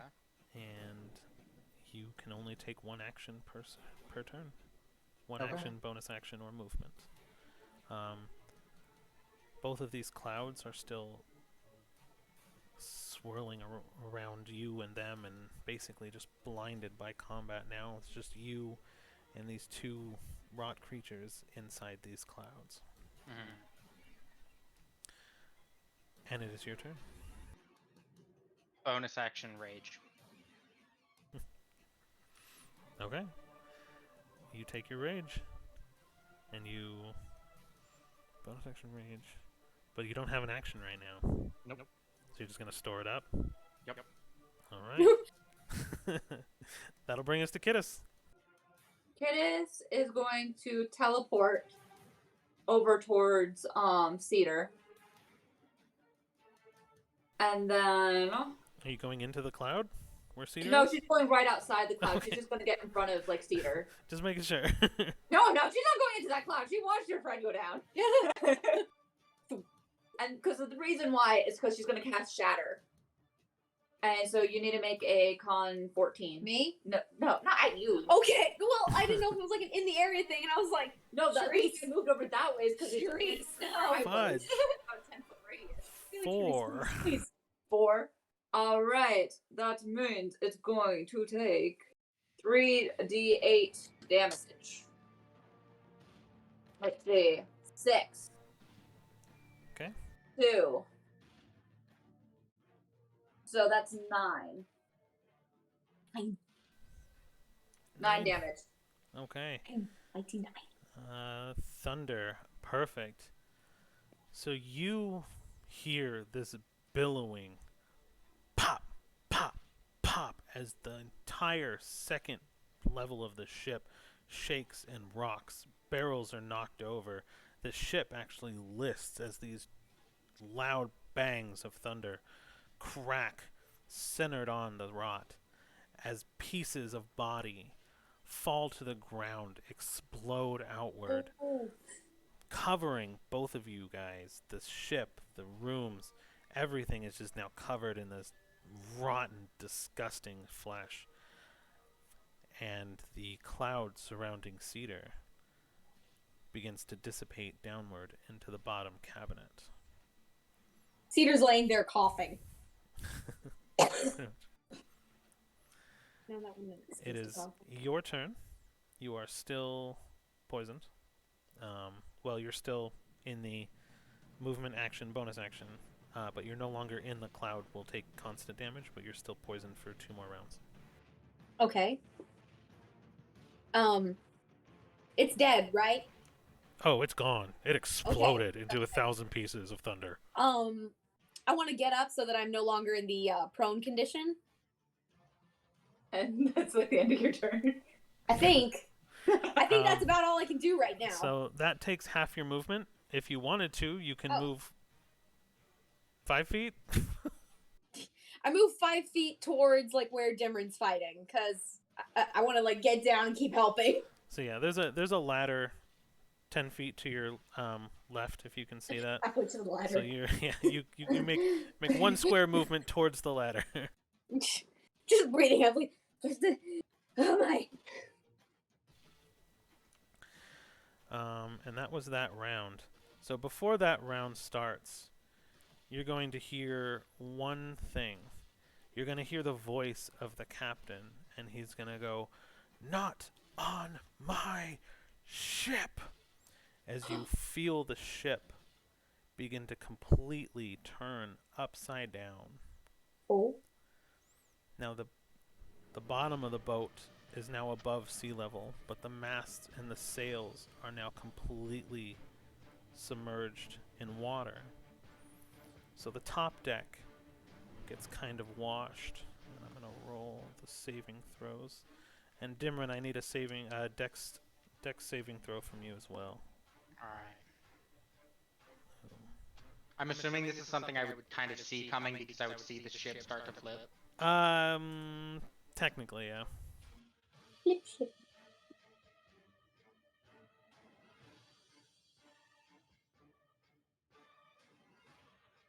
Actually, not terrible. That's a 15. 15. Yeah. You save, and so does one of the birds, actually. So this is an Oh. environmental effect. So the ship is now upside down, sailing through the water. This was triggered by the fact that there are no monsters below deck. And so now they're just above deck. One of them gets washed down to kind of where the captain is, and the other one actually kind of grabs the railing and stays on the railing with its 2 feet, still staring down at Dimron. However, the clouds have disappeared and washed away by the seawater. You are now all, who is on the top deck, underwater completely, which is going to count as hazardous terrain because you have to swim. Although the strange thing is, you are still able to breathe. Oh. But the rock clouds have dissipated from the ship. Okay. And that'll bring us to Dimron's turn. You are still staring right at one of the rots. All right. I'm gonna take a swing. And swing you will. Roll it for me. Still enraged. Yep. Natural 20. Oh. That hits. Wait, no, misses. Totally. No, I'm joking. Yes, that hits.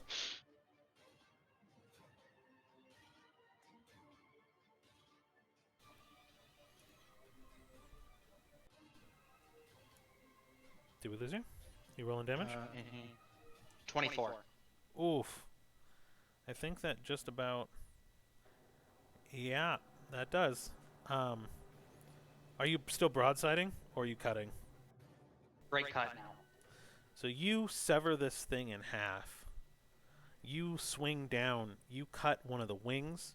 You cut through the arm, through the body, and your swing has so much momentum it actually cuts through the wrist of the other arm, as this thing is now severed into 5 or 6 different pieces. And the moment it loses grip on the railing, all of its pieces swept through and thrown into the current at full speed at 20 knots, just thrown off the boat, gone.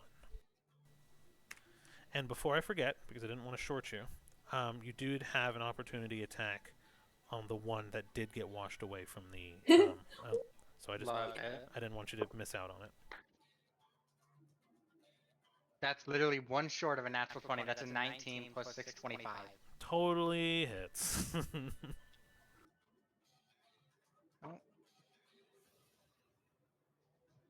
So that's another 12 damage. All right, so that one takes 12. Perfect. All right. And that will then bring us to Kittis. So, can I see the thing? Not yet. So if you were to use your movement to climb the ladder, though, you could get up to the top deck, and then you'd be 5, 10, 15, 20, 30, 35, about 40 feet away from it. Alright, so Kiddas climbs up, and she's just like... And she casts Chill Touch. Okay. Chill touch. Yeah. Because she wants to... I'm partially testing something. But... that is 17. All right.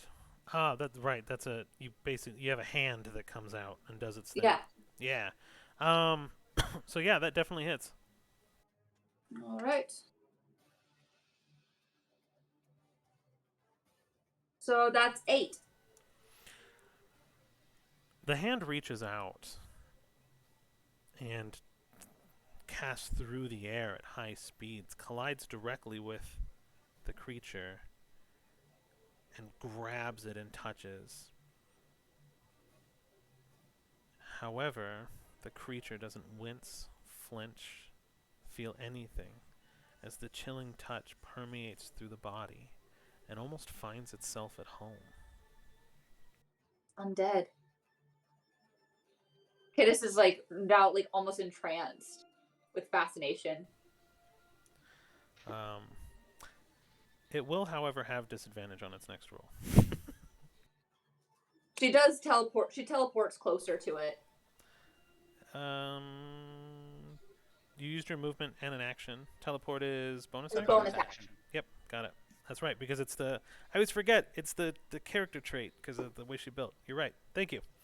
Okay, so you're going to get closer to it? Yeah. Okay. You are now staring it down. And that will bring us to Cedar. I want to cast Magic Missile at first level again. You cannot see it. Oh, I can't? I thought I was on the ladder. Oh, I'm not on the ladder yet. You gotta get up there first, yeah. So. Oh, okay. I want to start very slowly climbing the ladder. Let me see here. So that's 5. So you were next to it. Difficult terrain, 10 feet, half movement. Round it up. Yeah. Okay. Yeah, you get up. You barely like climb onto the deck here. You're like laying on it barely though. She very quietly curses and thieves can't. But yeah, so you do your magic missile again. Go ahead. Yes. Where'd it go? Here it is. Okay, 4, 5, and another 5. 13. Jesus, those are nailing. No, right? Had a rough start, but Right? couldn't figure out the rat trap, but you're nailing this. So yeah. Thank you for that. Keeping me humble, thanks. No problem.